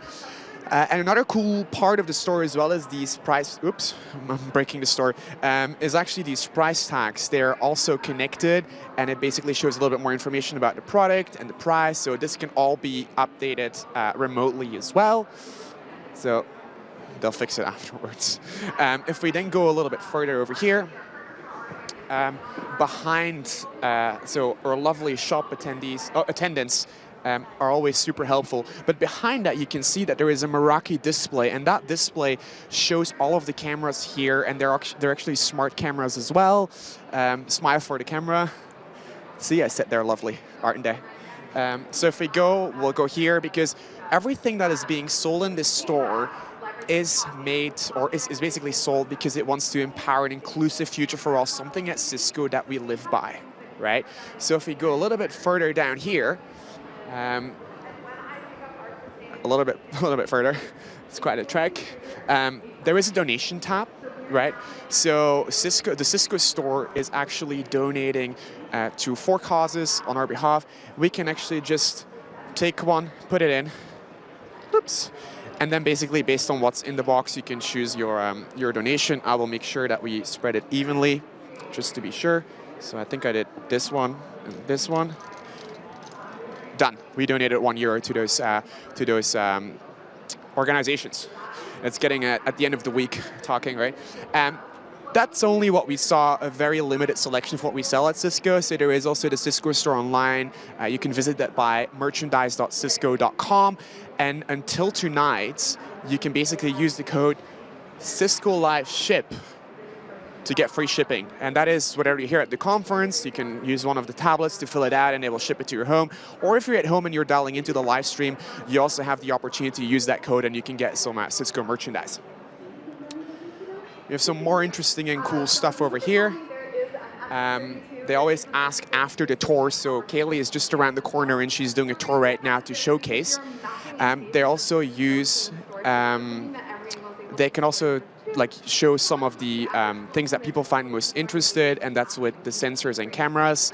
Steve, I'm just going to ask you, what are you most interested about when you walked into the Cisco store? Sorry, I've got both of you talking at the same time. I missed that. What was that, Cedric? I'll just say it again. What are you most excited about in the Cisco store? Well, I love the front? work. I mean, as an extra large person, I love what Kaylee Visconti and Brian Domine always set up when they're here at Cisco Live, because it's not just on the retail side. Everybody thinks that the Cisco store is, I'm going to look through the books, the different authors that are here at the show. I'm going to look for, again, the retail pieces. No, this is actually a technology demo. It's an enormous demo, and it's showing all the latest and greatest within the retail space and sphere. I was with Kaylee when we We were at National Retail Federation. She and Brian had a fantastic talk at that particular event, and they brought all the different technologies on the security side, the distribution, the delivery side, the order chains, and it was just such cool stuff. And I also loved what you were showing there with the try-on outside of the room. I mean, I wasn't sure what you were going to emerge wearing or not wearing, Cedric, but it was really cool to see you come out of that. Steve. That's all right. No worries at all. But I think the technology side of the Cisco store, to me, is the most exciting part of it, far beyond the retail offerings. All right, great. So, Nish, I wanted to come to you to talk about other parts of the hub, right? Yes. So we were just in the DevNet zone. We were over in the Cisco store. Talk to me about what's over in Hall 7. I never get out of here. This is what the bars are here for, is to keep me Steve in. here. It's to keep me in, not to let anybody else in. It's just to keep me from getting out. What have you seen over in Hall 7? Talk to me. I have loved the Cisco Showcase. So that is where we have some of our biggest customer priorities here on show at the event. So from secure the enterprise. Obviously, I used to work in the security team. It's really great to see all the advancements and innovations that have happened just in a couple of years. The transform infrastructure, reimagine applications, and of course hybrid work as well. We've been talking about how to make the office more of a magnet, not a mandate, in the ways that hybrid work solutions are going to do that. And I think what I've loved seeing over there is something we've been talking about all week, like AI, how that's actually embedded into a lot of our technologies and solutions through WebEx, through the AI assistant. Even today, we're here. I'm missing a few meetings this week because we're here. Yeah, I'm not really missing out on anything because I've got the AI assistant giving me notes, actions, all the things I need to do when I get back, and I love it because it's making my job a lot easier to catch up. Absolutely, focusing on the positive. I'm glad that you brought up our different offices that we have around the world. When we were at Smart City Expo in November, so much of what we were hearing about from Cisco was what we have done within our own offices, right? So as far as the back to work or as far as the hybrid work environment goes, all of a sudden these places are becoming remarkable gathering spots. Yes. One of our great colleagues, Davis, who he spent a little time in Chicago. So he's not based in Chicago, he's in Seattle, but he was in Chicago and he and I got a chance to visit. He had just come out of our Chicago office and said, I'm jealous about this. I did not hear about this. I want to live there. No, it was just amazing. I was also just talking with Jonas. He was here a few minutes ago, new gentleman that I had met out of the Paris office, and he said, you've got to come and look at what Cisco is doing with the Paris office. I haven't been there yet. I don't know, how are things going in your territory on that front? Because I haven't seen yours either. I mean, our office is also great. Actually, Steve, I recently hosted a webinar for Cisco, so webinars.cisco.com if you want to stay in touch with what Cisco is doing in this space. And I hosted our Chief People Officer, Kelly Jones, and also our SVP of Workplace Resources, Christian Bigsby. And we've recently released a white paper with Deloitte talking about hybrid work and where it's moved to in the future of the workplace. And what I really loved is Kelly is our Chief People Officer and Christian is our Workplace Resources Executive. They were talking about the foundation to it. It's not just thinking about how to make it look pretty but really thinking through from the ground up what do you want the culture of your organization to be? How do you want people to work together? What's the collaboration culture going to look like? And then you build and you design around the people. So it was so fascinating to speak about hybrid work and to hear from these executives how we've done it at Cisco. It's like a behind the scenes of the beautiful Paris office, of the Chicago office. And it doesn't start with the technology pieces. It doesn't start with a really cool office with free food. It starts with the people at the heart of it, and then they build up from the culture they aspire to have, and then obviously going from there, the technology fits in. It's such an enabler. It's what creates such part of the magnet. And then obviously, you see things like in our Paris office, we have that beautiful, French culture, the architecture. When you marry those together on top of the people and culture you want to build, I think that's what creates a really successful workplace. Couldn't agree with you more, Nish. I know I sound like a broken record when I say it, but when you amaze and delight the human being first, guess what corporations are made up of? Large quantities of human beings, and we always try to play to that company benefit first, and I always let people know, no, pull back. Speak one-on-one to a fellow human. Make them happy. Make them excited about what they're doing. Inspire them to do better work, and guess what? You end up with a better corporate culture. Speaking of which, let's take a break from you and me. Okay, we've got a couple of different things. Which one would you like me to go to, Amy? We're going to go straight to Rob live out there in, where are you, Rob? You tell me. Oh, do I have to tell you? You have to tell me, Rob. All right, well, let me give you a hint, Steve. There's a threat wall behind me. I was feeling threatened there a moment ago. Are you in knock territory, maybe? I am in knock yes, land. You are. Yeah, I'm in knock territory for sure.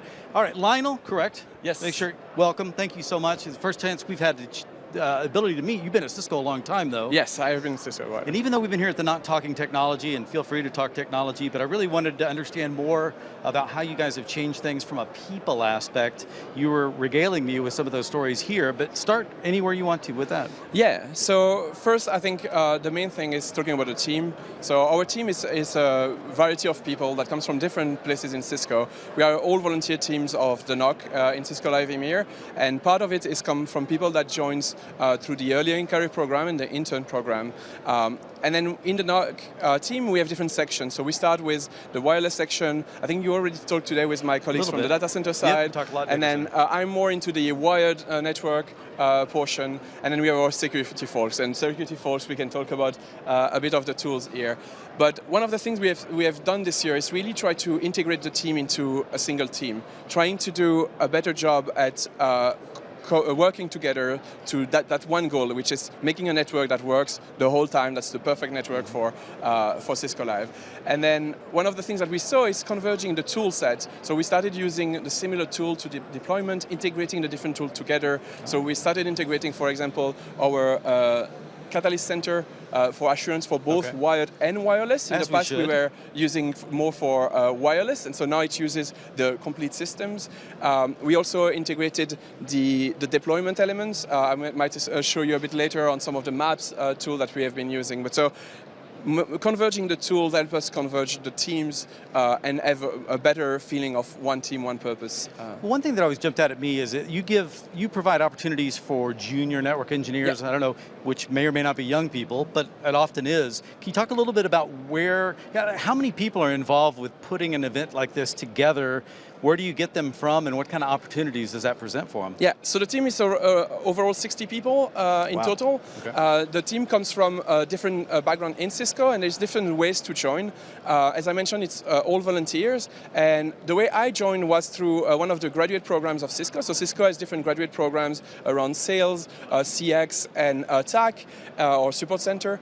And I joined through the sales element, and then every year we get people from both the junior sales engineers and from internships that they do in Cisco to join the team and help us. Because let's be honest, the first things to do is trying to patch things, deploy. If there's an issue, we send someone to kind of make sure that it's correct or the issue has been fixed. That's the first steps, and then the people comes back in the team over year and get more responsibility. So that's what my journey was when I started, and now I'm working on more of the larger architecture of the network. And it'd be my understanding, I mean, how many opportunities would you have gotten to do the kind of things that you're exposed to here? I mean, it just doesn't come up that often, right? No, and it's not only the technology. It's so in Cisco, working within a team at the very least. In Cisco, it's not only the technology, because we have this ability here to be able to meet people that works in really different ways, and that opens your social circle and your opportunities to also not only work with brilliant people,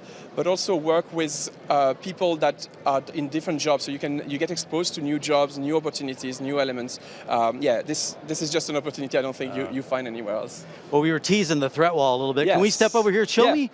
First of all, I just like the colors, and I like it draws. I saw Denise over here. Fish was presenting quite a bit. She always had a crowd, but she's not here now. So can you tell us kind of what's the big picture story we're showing here? Yeah, so here we are showing the different elements that we collect as an information to know about the people and the things that are happening in the network. So here we have our kind of control center of XDR, which allows us to kind of dissect incidents. It takes all of the information from the different elements. So this year we added additional firepower in the core to be able to span all the traffic of the venue. So we added capacity to be able to really span the whole traffic that you guys are going to the internet with, to be able to detect incidents. So you can see here that some of the system have detected some incidents, some have been contained, some have been assigned to people to review. We do actually very few enforcement of policy. We do that through umbrella DNS. But for the rest, we consider ourselves a little bit of a service provider for people. But we monitor. And if there is anything that we see as an issue, we take action. So you're not hard shutting them down? You're not No, we are more finding the people and explaining what they should be doing differently than actually shutting down. So we have a lot of monitoring on what things are happening, but not necessarily enforcement. Well, I know you can't tell me everything, but I'll just try it anyway. Are there been any stories that have popped up? I know, when you build a network this size, you've got such a variety of vendors. most of which are really need the connectivity to even be able to put their demos forth. Yep. And that's certainly how Cisco's doing it as well, because that's what I think people forget is that all the demos that are here, yes, there's equipment, most of that equipment's not working, most of it's just for show, the rest of it's happening off-site somewhere else, and that's just a more efficient way to work, but sometimes it also introduces challenges. Yeah, and some people don't necessarily understand, the people that come for the demo don't necessarily understand how the demo works and what the requirements are for that demo in terms of of network needs. And so we always have a challenge between what do I request and what do I need. And so people come on site and, oh, my demo doesn't work, how can we get that fixed? So there's a lot of discussion and finding a solution that works for both the way we design the network to work and also a way that works for the demonstration. So we have things around, I plan to use my corporate VPN to access, which is not allowed on some of the desktop here, versus also people just didn't realize that they were using AWS or some of the other elements there. So I think there's a lot of different things, and then people also forget they might be running some software they shouldn't be running in a corporate event. Because I'm sure you probably work with them in advance before they come here, but at the same time, as we all know, when we work with people, the reality sometimes can shift. And I understood also you guys pre-build this network here in Amsterdam to ensure everything's working, you're powering it up and make sure everything arrived and is working the way it's supposed to before you come back and do it again here? Correct. So we actually staged this network in the Amsterdam office. It's funny that it's in Amsterdam the same. We have actually been doing that into the Amsterdam office since Barcelona. I can actually show you some of the network. We just got about 30 seconds left, but let's take a look. I love show and tell. Sorry. Absolutely. So you might be seeing here the diagram here of the network. And so all of the things that you see almost in this diagram, all of the things that's on the upper half of it here is actually staged into the Amsterdam office, into flying racks or rolling racks. And so we test everything from that point of view. So every network portion, every element that we have. We test also new software, things around. So this year we deployed new wireless access point, the 9166D1, and we are using software like radio resource management things. The new RM so we stuff, test those new RM stuff all in Amsterdam office, and then we ship it here, or when it was in Barcelona, we ship it to Barcelona, and then when we come on site, we spend a few days to plug everything back on and do that. But, Lionel, thank you so much. Thanks a lot. Appreciate your time. Appreciate what your teams have done here and sharing all this information. You know, it's funny, two things that he didn't mention, but I know they've got a party tonight. They, with all the young people and all the hard work, they work 24 hours a day. They've been here much longer than anyone else because they're first on the scene. They're going to party like rock stars. They've got speakers and lights and geeky stuff that they're ready to do tonight. But then they also have a thing that I always used to enjoy going to quite a bit. I haven't had time. I'm going to be gone by this time tomorrow. But they have a review where they go through with all the vendors and the key leaders of each of the technologies that are all working together in the NOC, and they openly share with the audience what went right, what went wrong, how we built things different, what happened with our connections, who's our supplier, that type of thing. Great stuff in the NOC. It's very much part of the culture of Cisco. That's it for the NOC. For me, Rob, back to you in the studio. Steve? Rob, thank you so much, my friend. I appreciate it. Great job, as always. Next up, we are going to replay our innovation talk that asks the question, is your organization AI ready? How can you manage, secure, and scale your AI-powered technologies?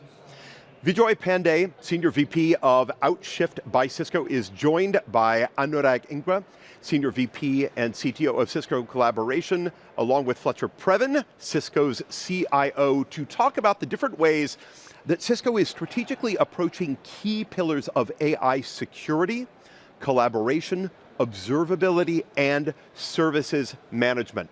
We have got so many learnings from our own IT security and application leaders. They have worked through amazing challenges at scale to deliver amazing Gen AI solutions. Let's hear all about them right now. Enjoy.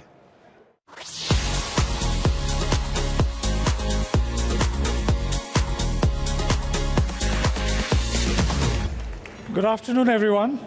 So I know all of you are here to talk about the two-letter acronym that's on everybody's mind, AI. But we're going to focus ourselves on generative AI, not the broader topic of AI, but focusing on generative AI. I'll have Anurag and Fletcher also join me on stage in a little bit. But before that, let's dive in and figure out what can generative AI do for us. So if you think about generative AI, just open up the aperture to what you've been accustomed to so far.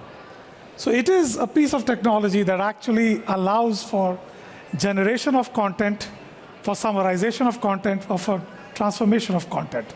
So any kind of content, whether it's text, whether it's visual, so images, as well as video, or whether it's audio. And if you think about text, it could be code as well, because code is a part of text. Increasingly, what we're also seeing is that all of these modes of content are merging into the model as well. So models are increasingly becoming multimodal. So when you think about use cases in your organization, don't just think single mode, think multimodal, because you will be blending text to speech, text to video, text to code, and so on and so forth. So think about it in terms of multimodality.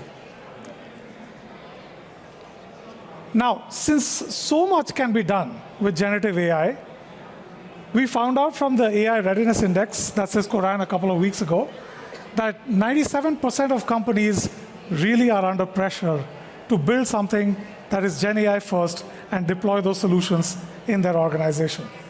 But only 14% of organizations are actually ready for it. And there's a reason for this. The reason is that generative AI is actually evolving pretty rapidly. And so as it evolves, if you think about building solutions, it's hard to keep up. It's hard to keep up with the model evolution that's happening out there. It's hard to keep up with the safety needs of deploying these applications. It's hard to keep up with the scalability requirements, with the security requirements that align to the policies in your organization. So that's why it's very difficult for organizations to keep up with the pace of generative AI that's happening out there. And by the way, it's true for everybody. People who are in the weeds in generative AI, the people who've actually invented transformers and generative AI also are having a hard time keeping up. So you're not alone. So take comfort in that fact that you're not alone. But if you think about the journeys that you need to go through, we've tried and categorize it in 4 buckets here. And just assume that you will be in all of these 4 buckets every given moment in time. So the first bucket is you're just consuming that piece of technology. So if it's an app, ChatGPT, you might just be consuming it without customizing it. The second bucket is extending it. So let's say you take our foundation model, but you want to make it specific to your organization's needs. To do that, you'll have to bring in knowledge bases and data sources that are specific to your organization. Let's say you're dealing with finance, and you have a question about finance. You need to feed in data which is specific to finance in your organization for that model to be able to answer those questions. So that's extending what you're doing. Then moving, you might be customizing it. So to customize it, you might start with the actual model itself and fine-tune it to make sure that it suits your needs. Finally, if you are one of the daredevils that are AI first, you might actually build the foundation model yourself. So that's the last bucket. Typically, what you'll see is enterprises where we all belong. If you're not planning your birthday party, or if you're not planning your travel itinerary, you might be sitting in the second, the third, and the fourth buckets. Because just consuming an app as is probably not as relevant to organizations. You might need to customize it in some shape, way, or form. But again, like I said earlier, you will be in each one of these buckets all the time. You'll have tools that fall into each one of these buckets all the time. So as you think about all of those deployment modes, and if you think about how to develop apps or how to deploy some of these tools, what is it that you usually go through? First and foremost, you need to figure out use cases. What makes sense? What are the use cases that you need to pick to experiment? And if you're new to experimentation, the only piece of advice I would give is just jump in. Jump in, pick a use case that has a low cost of failure. So if something goes wrong, no big deal. Because if you don't jump in, the first thing that happens is you don't know what you don't know. And once you jump in, you realize it's not just the skill set gap that you might have. It might be the data gap that you might have. It might be that the pipeline that you're trying to build needs to come from various places, not just one vendor, but various different vendors. So all of these gaps, you will not figure out. It might be policies that your organization has put in place that disallow a few tools or don't let them work the way you would want them to work. So you do need to jump in. You need to pick a use case with a low cost failure. And then you start thinking about what next. So let's figure out my KPIs. What do I want out of this deployment or this use case? And if I deploy them, what is that before and after metric that I'm measuring? I need to start thinking about safety. Is it going to hallucinate? Is it going to output toxic information? What kind of guardrails do I need to put in place so that it's safe as well as secure? And then you start experimenting. You start building a sandbox. You start looking at how these things behave, the application behaves in that sandbox. And once you're happy, you deploy at scale. And once you go in production, you need to worry about scaling, cost, security, and so on and so forth. So you usually go through all of these steps to actually make a generative AI use case real. What we are figuring out is people are jumping in, which is a good thing. They are on step 1. Steps 2, 3, and 4 are really, really difficult for people to grasp. And so here we are going to bring up a few people on stage in a little bit who've actually done this at scale at Cisco, and we can talk about challenges that they've faced while doing this at Cisco. But the other complication in deploying some of these Gen AI workloads in your organization is that it's a multi-organizational problem. So you have the builder, the people who are actually building that use case. They want to run really, really fast. You have the spender. Usually it's the GM, or it could be the IT team. And in our case, we'll talk to both the IT team as well as the GM of the organization. And they want to know how we're doing. You might be spending a ton of money sending tokens to OpenAI. Are you getting the response that you needed? Are you getting a good before and after picture? Is there good return on investment? And then finally, there are approvers. You need to make sure that your data is safe, your information is safe, but also you need to make sure that your customer's information is safe. You need to make sure that there is no bias that is inherent in your models. You need to make sure that they're secure. You don't want somebody else to come in and hack your LLM pipeline, and things can go awry at that point. So all of these personas need to come together to make sure that your rollout is safe and secure, and it needs to be done pretty rapidly. So with that,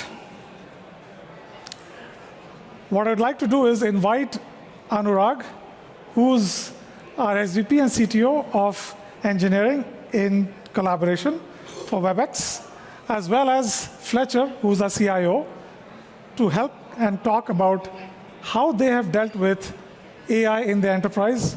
Because in Cisco, we think about AI deployments in 2 categories. One is productivity, which is how is Cisco itself benefiting from the tools that are generative AI first and improving our productivity, as well as a builder like Anurag, who's using AI in his WebEx portfolio day in and day out to build some nifty features in the product.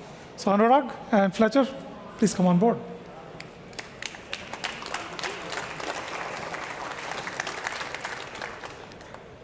Thank you, Vijay.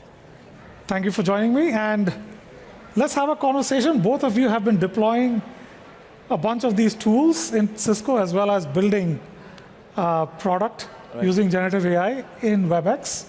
So let me start with you, Anurag, and can you help us understand the kinds of features that you've built in collaboration using generative AI? Absolutely. Thank you for asking. So we've been using AI in WebEx for a long time. We have features like audio noise removal and virtual backgrounds and so on, but we're specifically talking about generative AI. So let me talk about that. Recently, we've added an AI-based assistant in WebEx, and that's going to be available across the whole portfolio. So all of the products in the WebEx suite, as well as our contact center, are going to benefit from this AI assistant. And to give you a few examples of what it can do, If you were at the keynote this morning, you saw Jeetu talk about a little bit of this. To jog your memory, one of the productivity boosters that the AI-based assistant enables is this capability to catch up very quickly. So you might have joined a meeting a little bit late, or you were in a meeting but you had to step away for a little bit. The assistant is always active, and so it can help you catch up on what you missed. And you can have a follow-up conversation with the assistant, so you can, for example, ask if anyone took your name, if anyone gave you an action item, and then at the end of the meeting, you get a nice summary and insights out of that. So that's a very simple, straightforward, obvious example, but a huge productivity boost. If you think about another capability where generative AI is very good, it's generating new content. And so this example that I'm sharing now is the ability to rewrite a message and make it better. And this is something that I do quite often with my team. Before I send a message, I want to make sure that I'm friendly, I'm inclusive, and I'm getting my point across, but really make sure that I can cultivate my relationship. So AI can help you do that as well. And if you think about the admin persona, people who are managing these deployments, the AI assistant can be quite a bit of time saver there as well. Jeetu talked about this example this morning as well.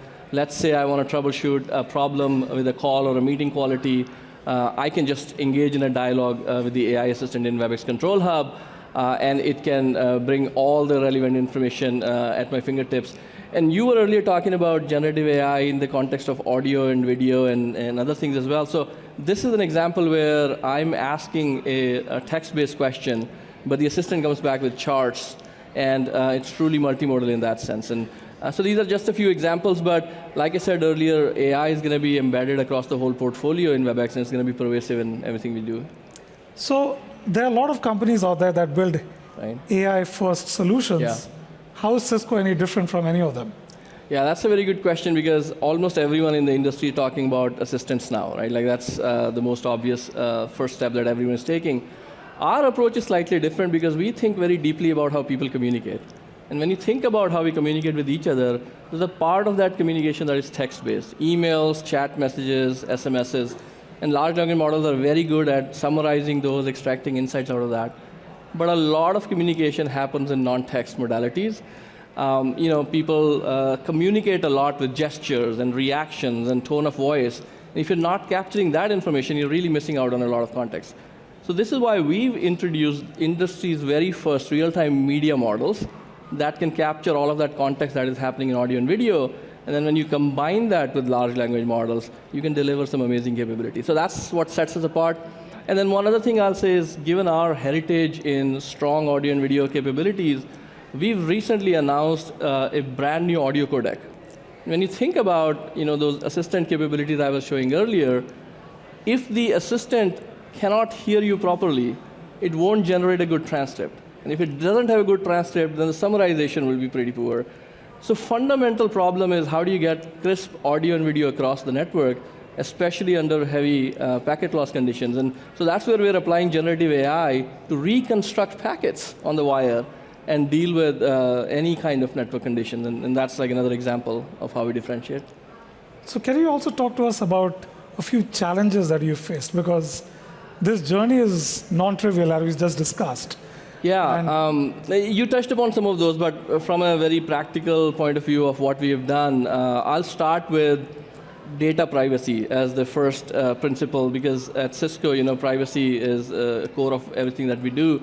And so when you're building these products, you have to make sure that your customers' data is protected. How do you make sure personally identifiable information or IP does not leak to especially any of these LLM vendors if you're integrating those in your products? Another thing that becomes very interesting with generative AI is safety. And imagine a text-based interface, a prompt-based interface. How do you make sure that the responses that come back are not in such a way that are going to drive some bad behavior or bad responses or hateful speech and things like that? So you have to make sure you have guardrails there. Another one is a classic AI problem that is very relevant with generative AI, which is bias.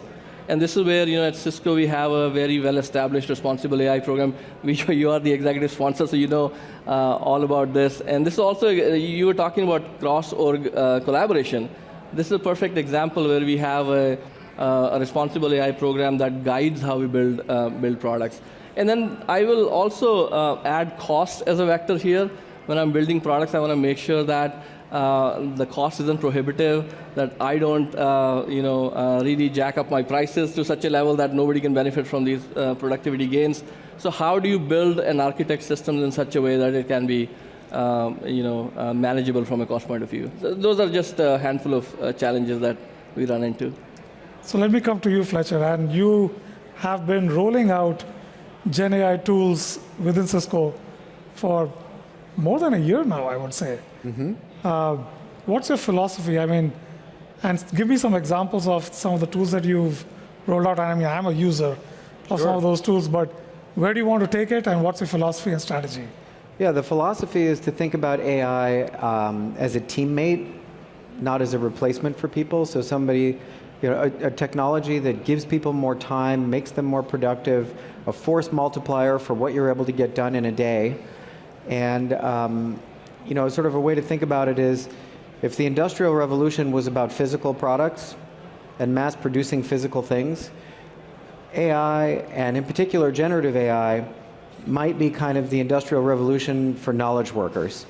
The mass production of information and learning, and ultimately returning time back to people to spend more time doing the thing you were hired to do, and less time doing the stuff that we all just feel like we're wasting time doing because we work at a big company.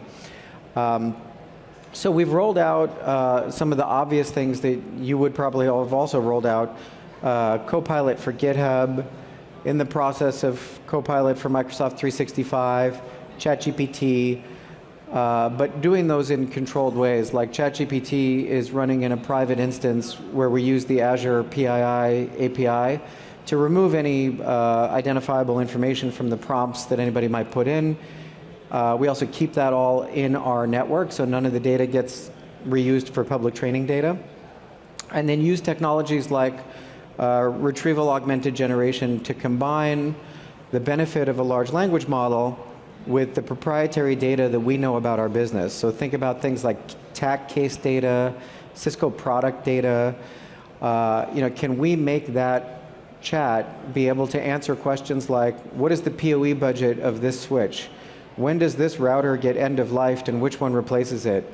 I'm a salesperson. Help me write an email to the CIO of a big company about why Cisco firewalls are better than Palo Alto. And then not use public data to do that, but our private data from Salesforce and sales enablement material and things like that. The other big one that is interesting is Copilot for GitHub. I think historically we all thought software development is probably the thing that AI will never be able to disrupt. AI is going to disrupt these lower order jobs like HR, task-oriented things first. And software development is just human beings' creativity and their brains, and it's never going to be able to do that. Turns out AI is very good at writing software, or writing code, and it's one of the first real use cases of making developers more efficient. And so right now, 47% of all code being checked into GitHub is being augmented by Copilot or some other AI.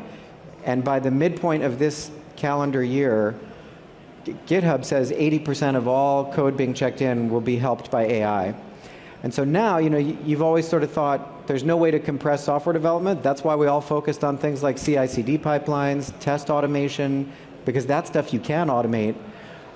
You can actually compress the amount of time that it takes to write software, which is allowing us to really do more with less.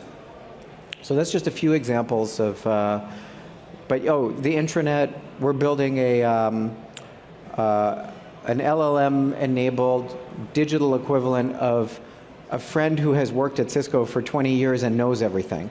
So you can go to the intranet and sort of, you'll be able to interrogate it and ask it things that if you were a new employee, where do I find this? How do I do that? What's the answer to this? And it will just know all those answers. Giving you the answer is one thing, but it will be able to do those things for you and actually take the action. So Fletcher, I actually want to thank you because you have been a very progressive IT organization, and you helped us adopt these tools when a lot of the enterprises take the posture of, let's say, just saying no because there's so many risks involved. Can you tell us a little bit about your thinking process for being so forward-looking and enabling us with that. Well, luckily, and by the way, I should have said, we are, of course, also using the AI features of WebEx, which we use every day, a huge productivity enhancer, and some of the AI ops in things like Catalyst Center, formerly known as DNA Center. That helps my infrastructure team a great deal. But I think when we have these conversations with the responsible AI team, with legal, with security, the easy answer is we cannot move forward until we know all of the answers to every question that legal has, all the I's are dotted and the T's are crossed. The problem is, if you do that, you're going to get left behind. So how do we do this in a safe way where we're protecting our data? And as much as we worry about our data, we really worry about your data. We've got to make sure that is taken care of. But the philosophy is we're genuinely excited and curious about what people will do with this technology. So of course we have to make it available, but how do we do that in a safe way where if I'm doing my job well, people are not aware of any limits that we've imposed on them because people are not trying to do anything that they shouldn't be trying to do. And we're just enabling people to do what is required for their jobs. It's kind of the same approach to security. If you're constantly running into security controls, there's a problem. Really, you should be able to do your job and not be aware of any of the guardrails that are in place because you're not doing anything wrong. And it's sort of the same here. So, don't put, we allow people to go out to the public version, for example, of ChatGPT. But when you do it, you get a pop-up in the browser saying, if you're doing this for anything related to Cisco, you should be using the internal version. And if people paste something into the browser that is personally identifiable information or Cisco proprietary or Cisco confidential, we'll get an alert on that and we'll know about it. And so, there's just, it's a discussion with legal, with security, with HR, to get to the goal we all want, which is, isn't it going to be so exciting to see what all of our employees are going to do with this technology? So I know we've all talked about that chart that I showed earlier. As you can imagine, we are building something from scratch. So everything from the models themselves, all the way to the application, which was the fourth bucket, to what Fletcher was describing earlier, where you're taking a model, taking a chat application, and customizing it with some of the data sources that are specific to Cisco in our case, to make sure that it's relevant, it's specific, it's relevant, and it's recent. Right. And so that entire mode, all the four modes are something that we all participate in all the time. And so with that, what I'd like to do is, we are also announcing this, this is going the other way. So we are announcing a new product called Motific, and Fletcher here has been very helpful in being a customer zero and helping define this, and so has Anurag because of all the experience that they've used in building out the product. The whole idea behind Motific is, like we were all discussing, it's a multi-organizational problem. So how do we bring all of these organizations together? From the end user, to the GM, to the builder, to the approver. Can we bring all of these personas together, as well as all of your organization-specific data sources, policies, identities, and so on, so that there is one place, a central hub, if you may, where you can come in, and this hub will help you rapidly and safely create and deploy your generative AI solutions. So that's what Motific is all about. And with that, let's roll the video.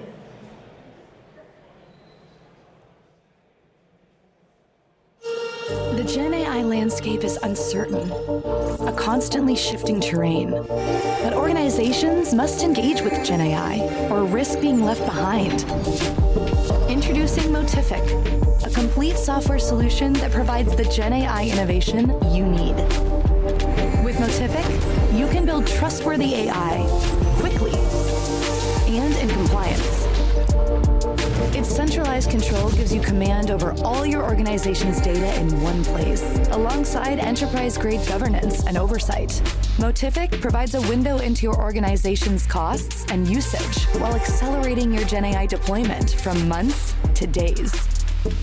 By unifying permissions and controls, Motific gives you Gen AI tools that apply trust, cost and access management across all the providers you use. From a strong foundation comes unlimited possibilities. Accelerate your organization's GenAI journey with Motivic, powered by Outshift. So if you think about the early days of cloud, this is exactly where we are with AI as well, generative AI as well. You'll have these organizations that are trying to run fast.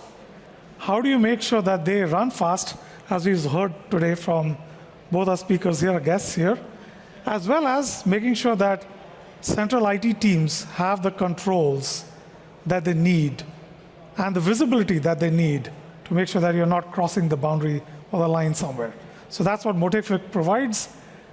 If you want to learn a lot more about what Anurag talked about or about Motivic, these are some of the sessions that you can go to, and you can also come to our booths where we have the demos as well as talks on some of these ideas that we just discussed. If I might add, because you talked about how we sort of contributed and inspired to this. So one of the challenges that we've been very aware of as builders is that the state of the art here is moving so fast that you want to maintain optionality. You don't want to lock yourself to a provider or a model. And it is very important for you to architect your product so that you can switch things out as the state of the art progresses forward. And a product like this would be a huge enabler in maintaining that optionality. And the policy controls that the video was talking about is also very, very important. Because when I'm building a product and selling it to thousands of customers, they all have their own policies, like Fletcher has the policy for Cisco.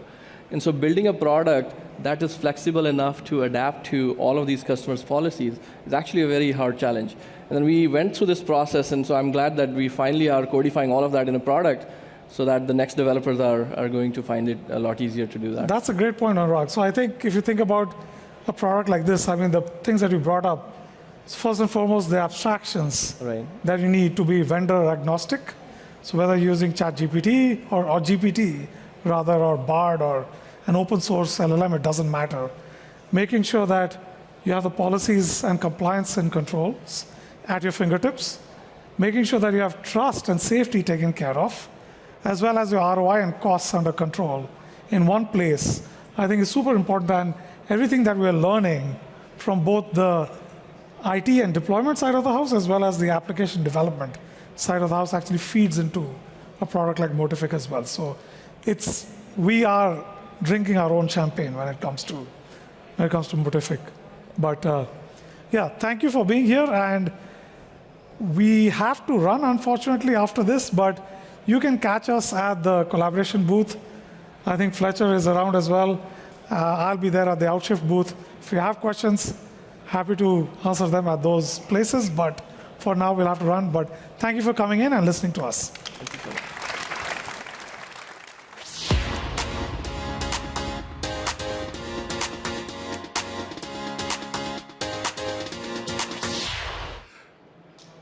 Welcome back to the Cisco TV studio, coming to you from the beautiful RAI here in Amsterdam.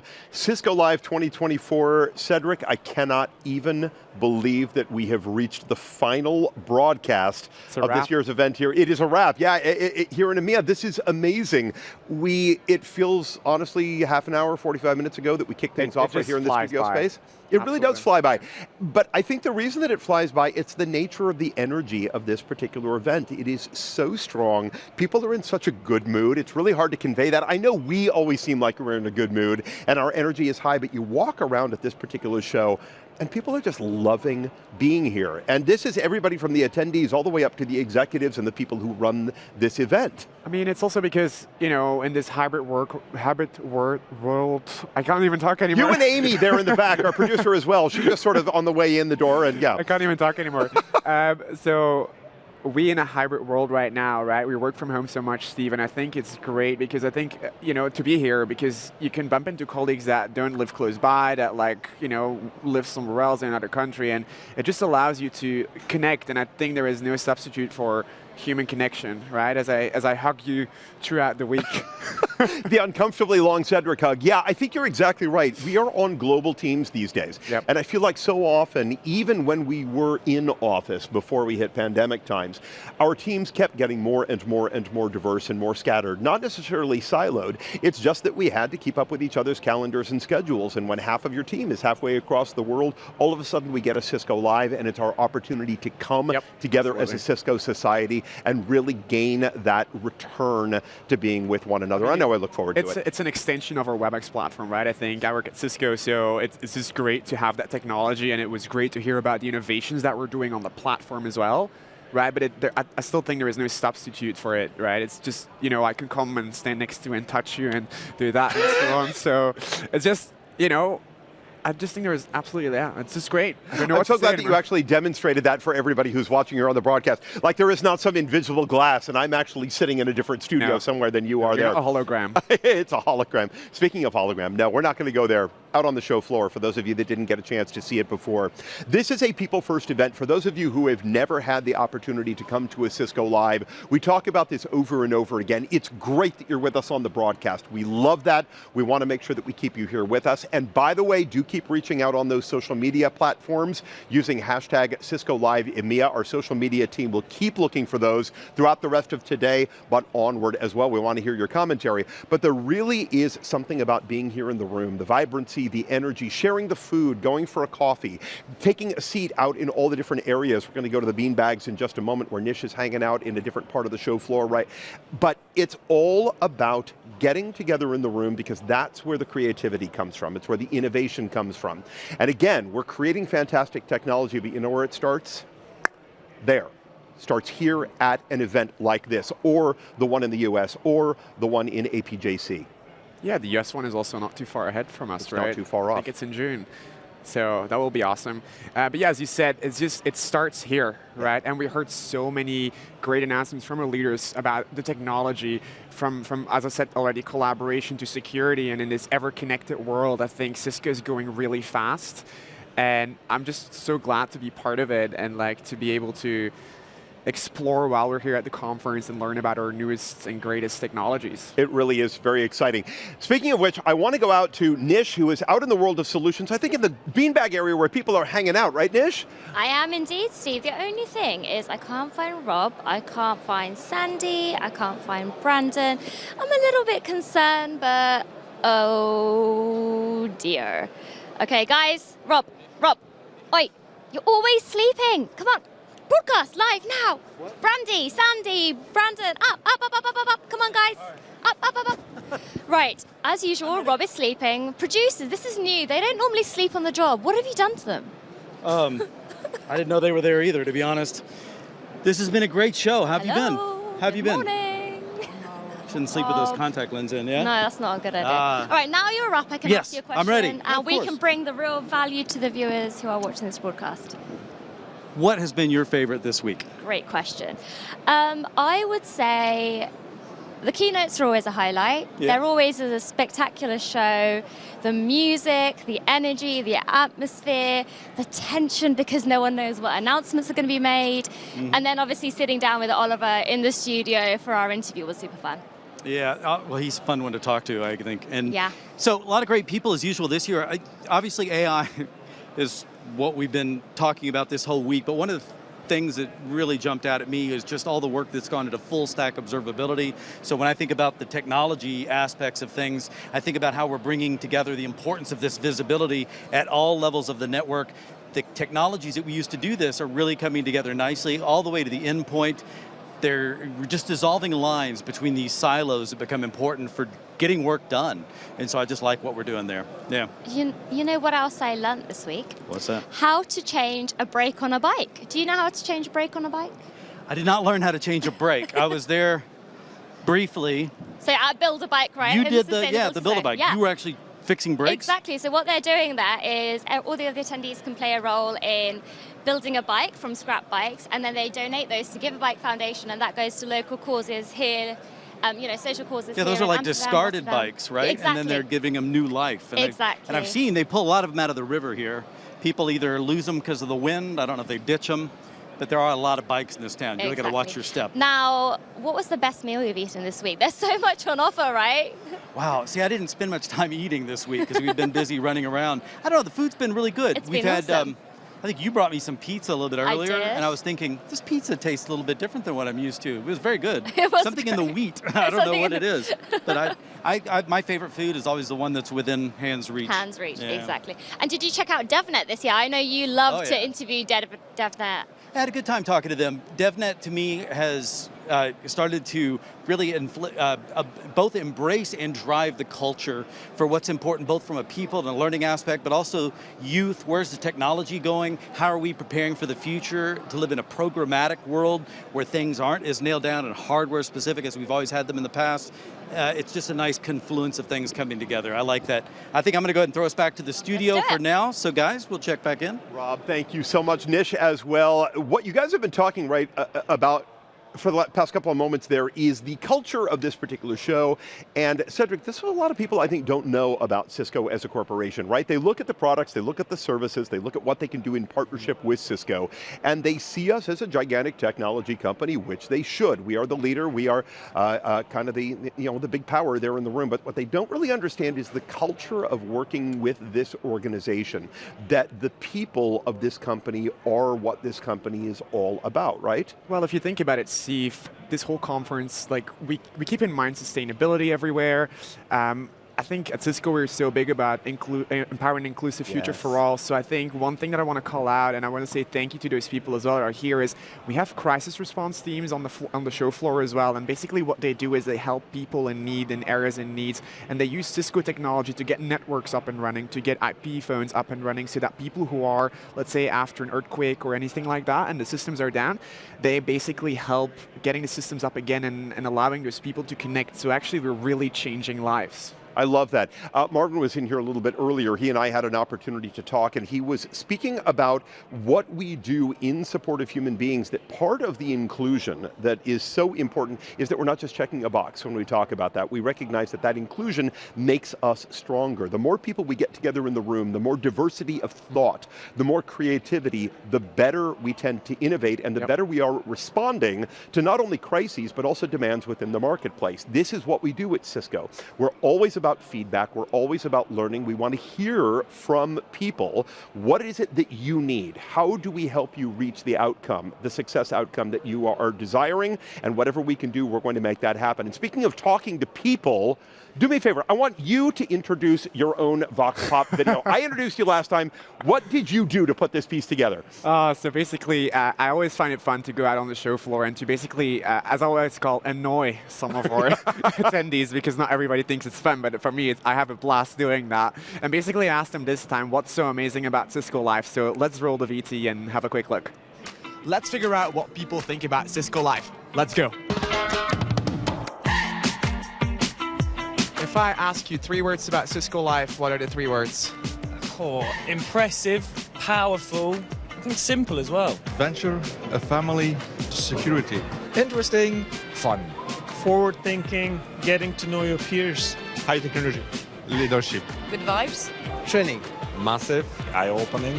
Inspiring. Inspiring. Good fun. Cutting edge. Impactful. Awesome. Everyone could join. Magic. It's very busy. I found him. I found you. Well, I wasn't lost. Incredible. Incredible. Innovation. Innovation. Innovation. Innovative. Innovative. Networking, friendship, people. Amazing. Amazing, amazing, and amazing. Could be 3. Amazing, outstanding.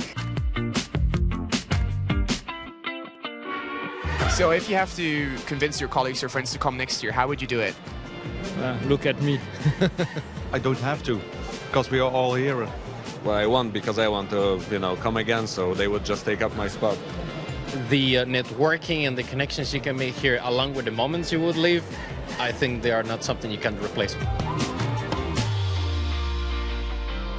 If you want to go for the latest news, most interesting insights, you definitely have to be here in Amsterdam. I would tell them that it's really nice and they had to see it. Fantastic way to meet with partners and customers. Everyone's here again to kind of make a success story about how we can make everything a lot better, a lot easier for everyone.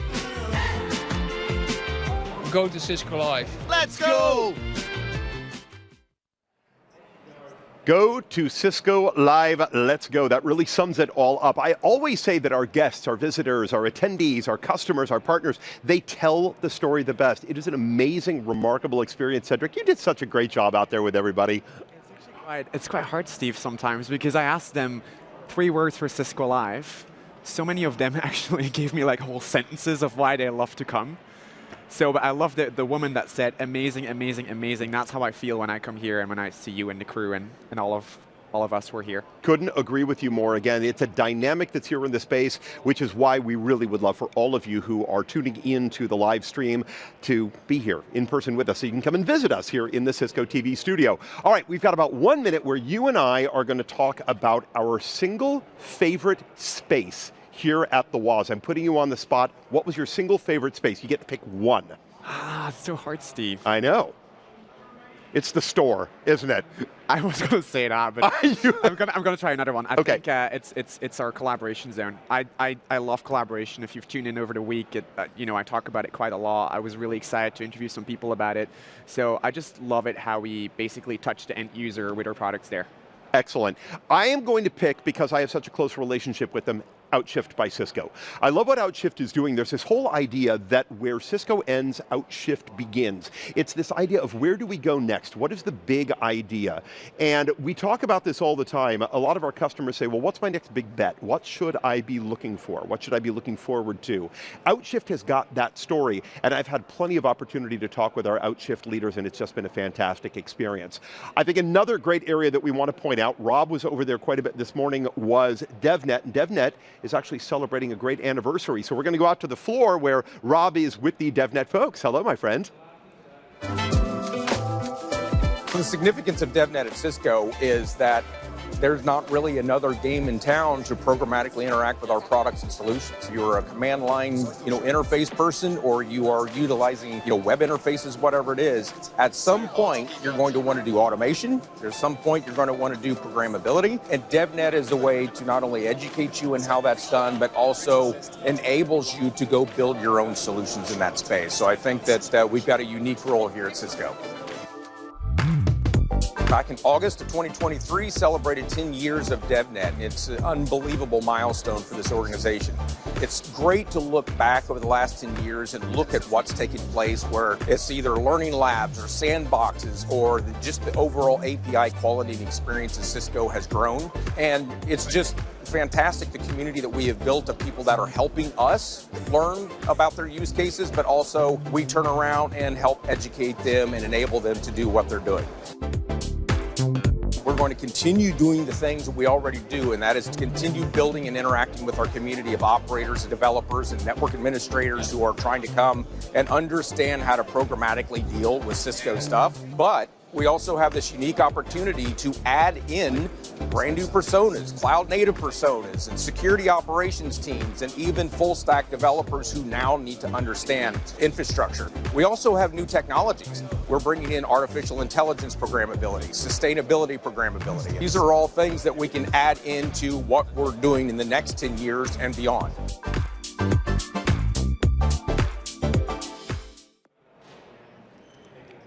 And happy 10th anniversary to amazing DevNet. Congratulations to all of you out there on the team.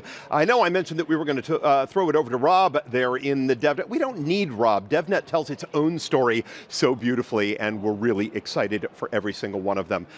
Congratulations, and we look forward to telling a lot more DevNet stories. We're going to head back out somewhere to our own Nish Parker. Nish, where are you now? Hey, Steve. I am here in hybrid work, and I'm joined by Kim. Kim, I can't believe it's the end of the week. How are you doing? Doing great. Nish, sorry about that. Doing great. We've had a very busy week here at the hybrid work booth. Way more people than we anticipated, actually, and it's been really exciting. We've had a lot of people come with already using a lot of the stuff.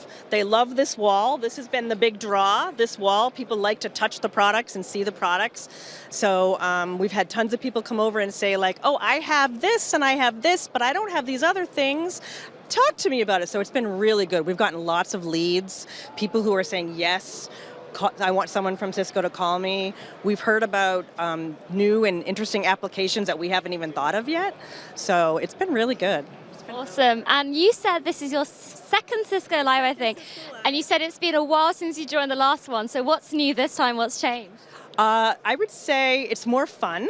This is more fun. There's more gamification. There's more, people sharing, and I just think it's more fun than, the last one I went to was a little bit more business oriented, professional. This is just, like I said, we got games over here, and there's snacks, and there's just, and the music, and it's more fun. 10 years later, it's more fun. Amazing, I love it. And I can see my co-host Rob is just being Rob, really, and just dancing around in the background. No idea what he's doing. But Kim, just give me one reason why people need to come to Cisco Live next year if they're not here now. The products, and you got to learn about all this cool technology. I mean, this is the future, right? This is the future. We're measuring air quality and environmental stuff, and we're teaching you how to make your buildings smarter and conserve energy. I mean, this is the future. You've got to come. Cisco built the internet, and you've got to be here. Thank you so much, Kim. All right, back to the studio. Thank you so much, Nish. I appreciate it. Great to have a little extra conversation out there on the show floor. For all of you here on the live stream, I would love for all of you to understand just what it takes to put this together. It is an enormous operation. I am here on set the entire time, and I get to hang out with Malcolm and Mike and Mark and Alex and Ali and the crew here. And then in the back, I've got Pete and I've got Alfredo helping me with the audio. That's just who's around me most of the week. Then in the back, we've got all of our amazing producers, Simon, Erica, Carrie, Amy V, Amy P, incredible people. Rob is going to take us on a little tour of exactly what it takes to put this Cisco TV broadcast together. We're going to take you behind the scenes right now. Rob, take it away. Well, I wanted to give you a behind-the-scenes tour here at the Cisco TV studios, and this is the very, very back. This is where the equipment is set up, and only the engineers are going to be messing with this stuff here, starting with all the optical networking, of course. We've got the Cisco network that supports all the connectivity in here, because there's as many as 3 to 4 large sources coming from the keynote space, from the iTalk, of course, from the multiple studios and remote camera systems that we have. All that gets fed through here, processed in the control room, which I'll show you in just a moment.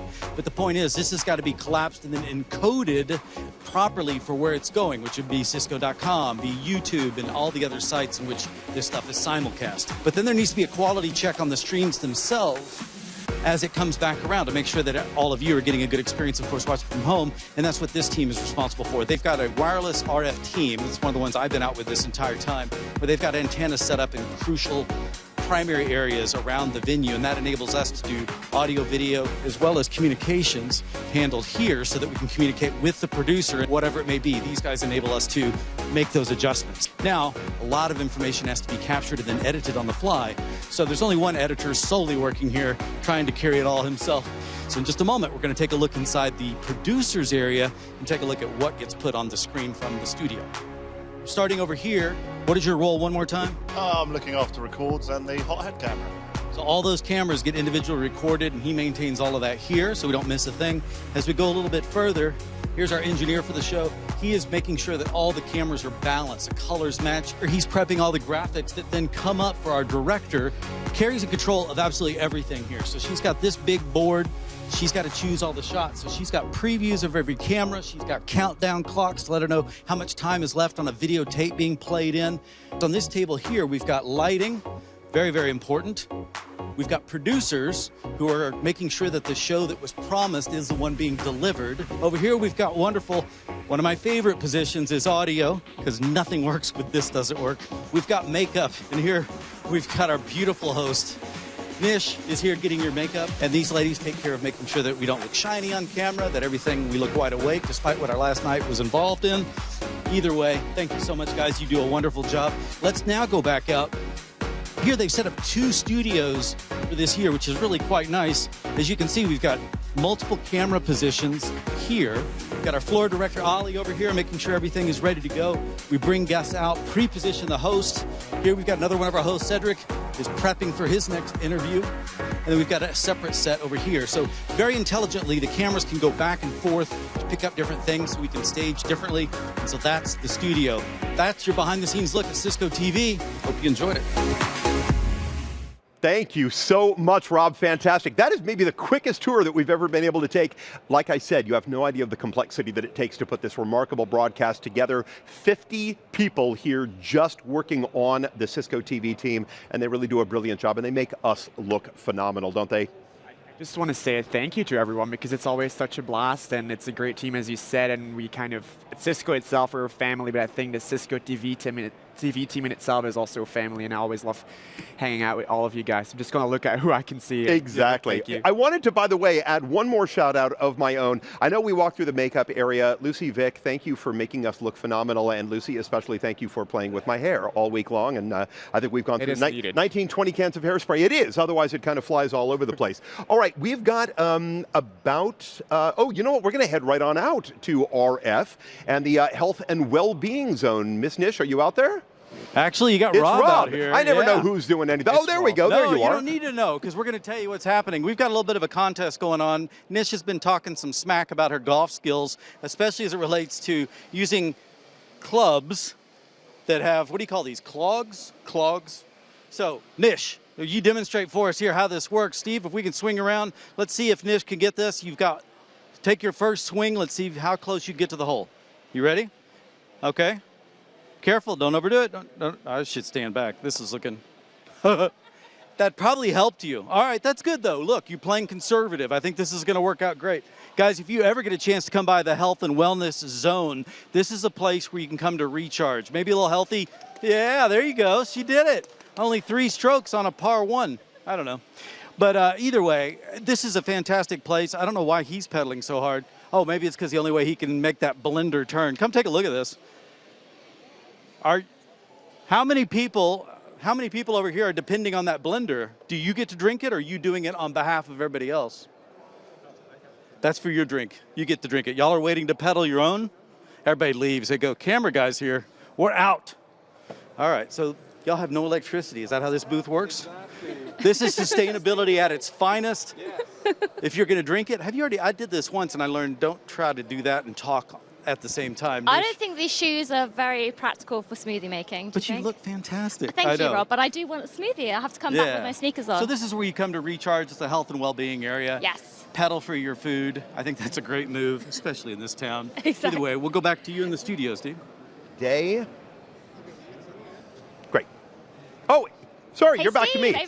This is great. This is how you know it is our final broadcast. Everything is going sort of a bit haywire. We're all just talking to one another. You caught me in the middle of chatting with my producer on this one. So all of the fun that they're having out here, you'll notice that there are a few less people out there than there were in previous broadcasts. You know why? Because everybody's on their way to the customer appreciation event. Yet one more fun thing is the big party that we get to do here on the final night of the conference. And boy, they put on a good show here. I went and had a sneak peek, Steve. I walked in with my event staff badge and I just had a look and it seems amazing. I can't wait. 6:30, I'll see you there. Okay, we're going to go back out to Rob and Nish, I believe is what I heard. Are people dancing? Is this what I just heard a moment ago? You reminded me of the party, and so Nish had the little tune in her head. I don't know how, but I heard it. And then we I'm were like, just oh, I know that dancing along to it.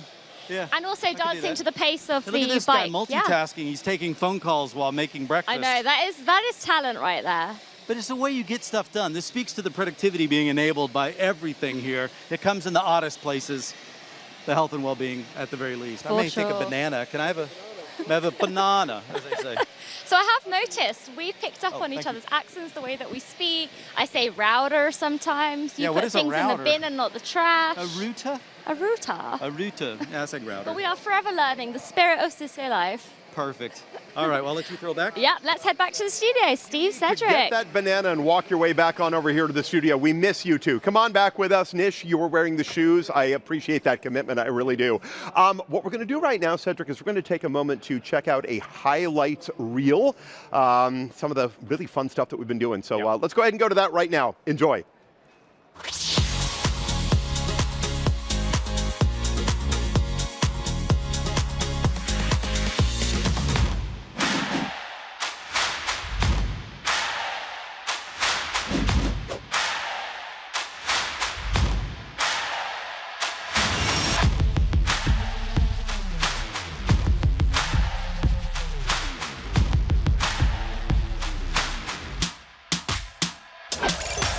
Welcome to Cisco Live. Let's go.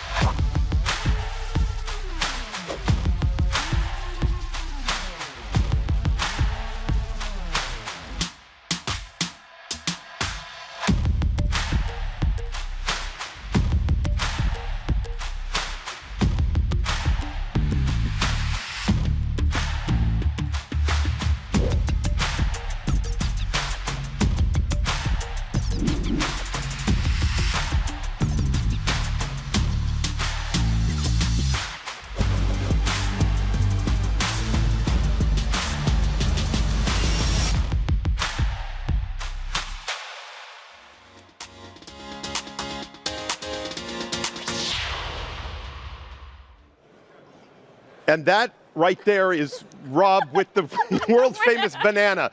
Oh, you never know what's going to happen. Banana? Wait a minute, that's for me. Give me the banana. Give me the banana. Give me the banana lives here with me. Thank you very much. I appreciate Yes, it. boss. I never get out of here. Got to bring me something. What you just saw, that is why people want to come to Cisco Live. And I want to give one quick shout out because we didn't do it before. Editing on these video pieces has been brilliant this week. Bravo. I mean, seriously, they've been just fantastic, fantastic captures. So thank you.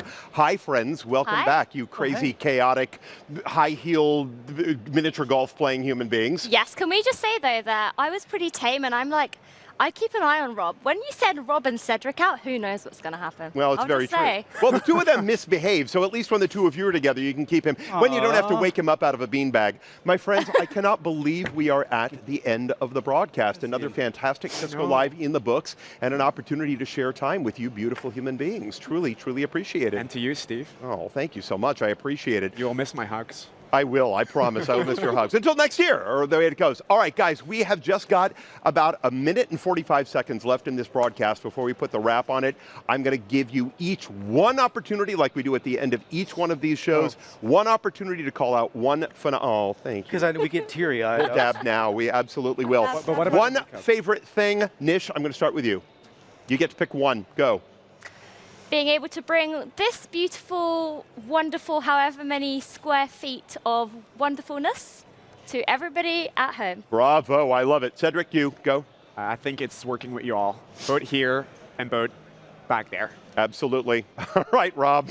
Are you I'll hungry? bring, I'll bring you back the banana. You're sad. Here you go. Fine. You take the How banana. does this do you do the, is that to keep from messing up the makeup? When you Yeah, do but It's you don't fine, have it's any a lot. Yeah, mascara. Lucy and Vic are on their way out right now. All right. you Favorite get to pick thing? one. Yeah, Favorite one. Thing. One thing. Sleeping on the beanbags. that really was your favorite? It was up till I wasn't. You saved the best to the last. All right, my favorite thing, and I know this is going to sound so corny, it's when we get the leaders together here in this space and I get to see their passion. It takes a huge amount of work to build this particular event. And yes, they're brilliant at what they do. And yes, they create phenomenal products. And yes, they have phenomenal teams. But they come here and they show us what they're all about. They show us their incredible energies. And I just find that remarkably exciting. I think it's great, right, Nish? For sure, 100%. I just want to say thank you to you. You've been in that exact, 30, 40 centimeters squared all week, and you've done a wonderful job in taking us out to the World of Solutions, taking us out to the keynote. We've been running around. You've Talking not to got the your producers steps in. on camera. Talking to the producers on camera. Thank you, my sweetie. I appreciate it. Once again, we want to thank all of you for tuning into the broadcast. We are so grateful to have all of you with us at this show and every single year. That is a wrap for Cisco Live 2024. Goodbye, everybody. Thank you.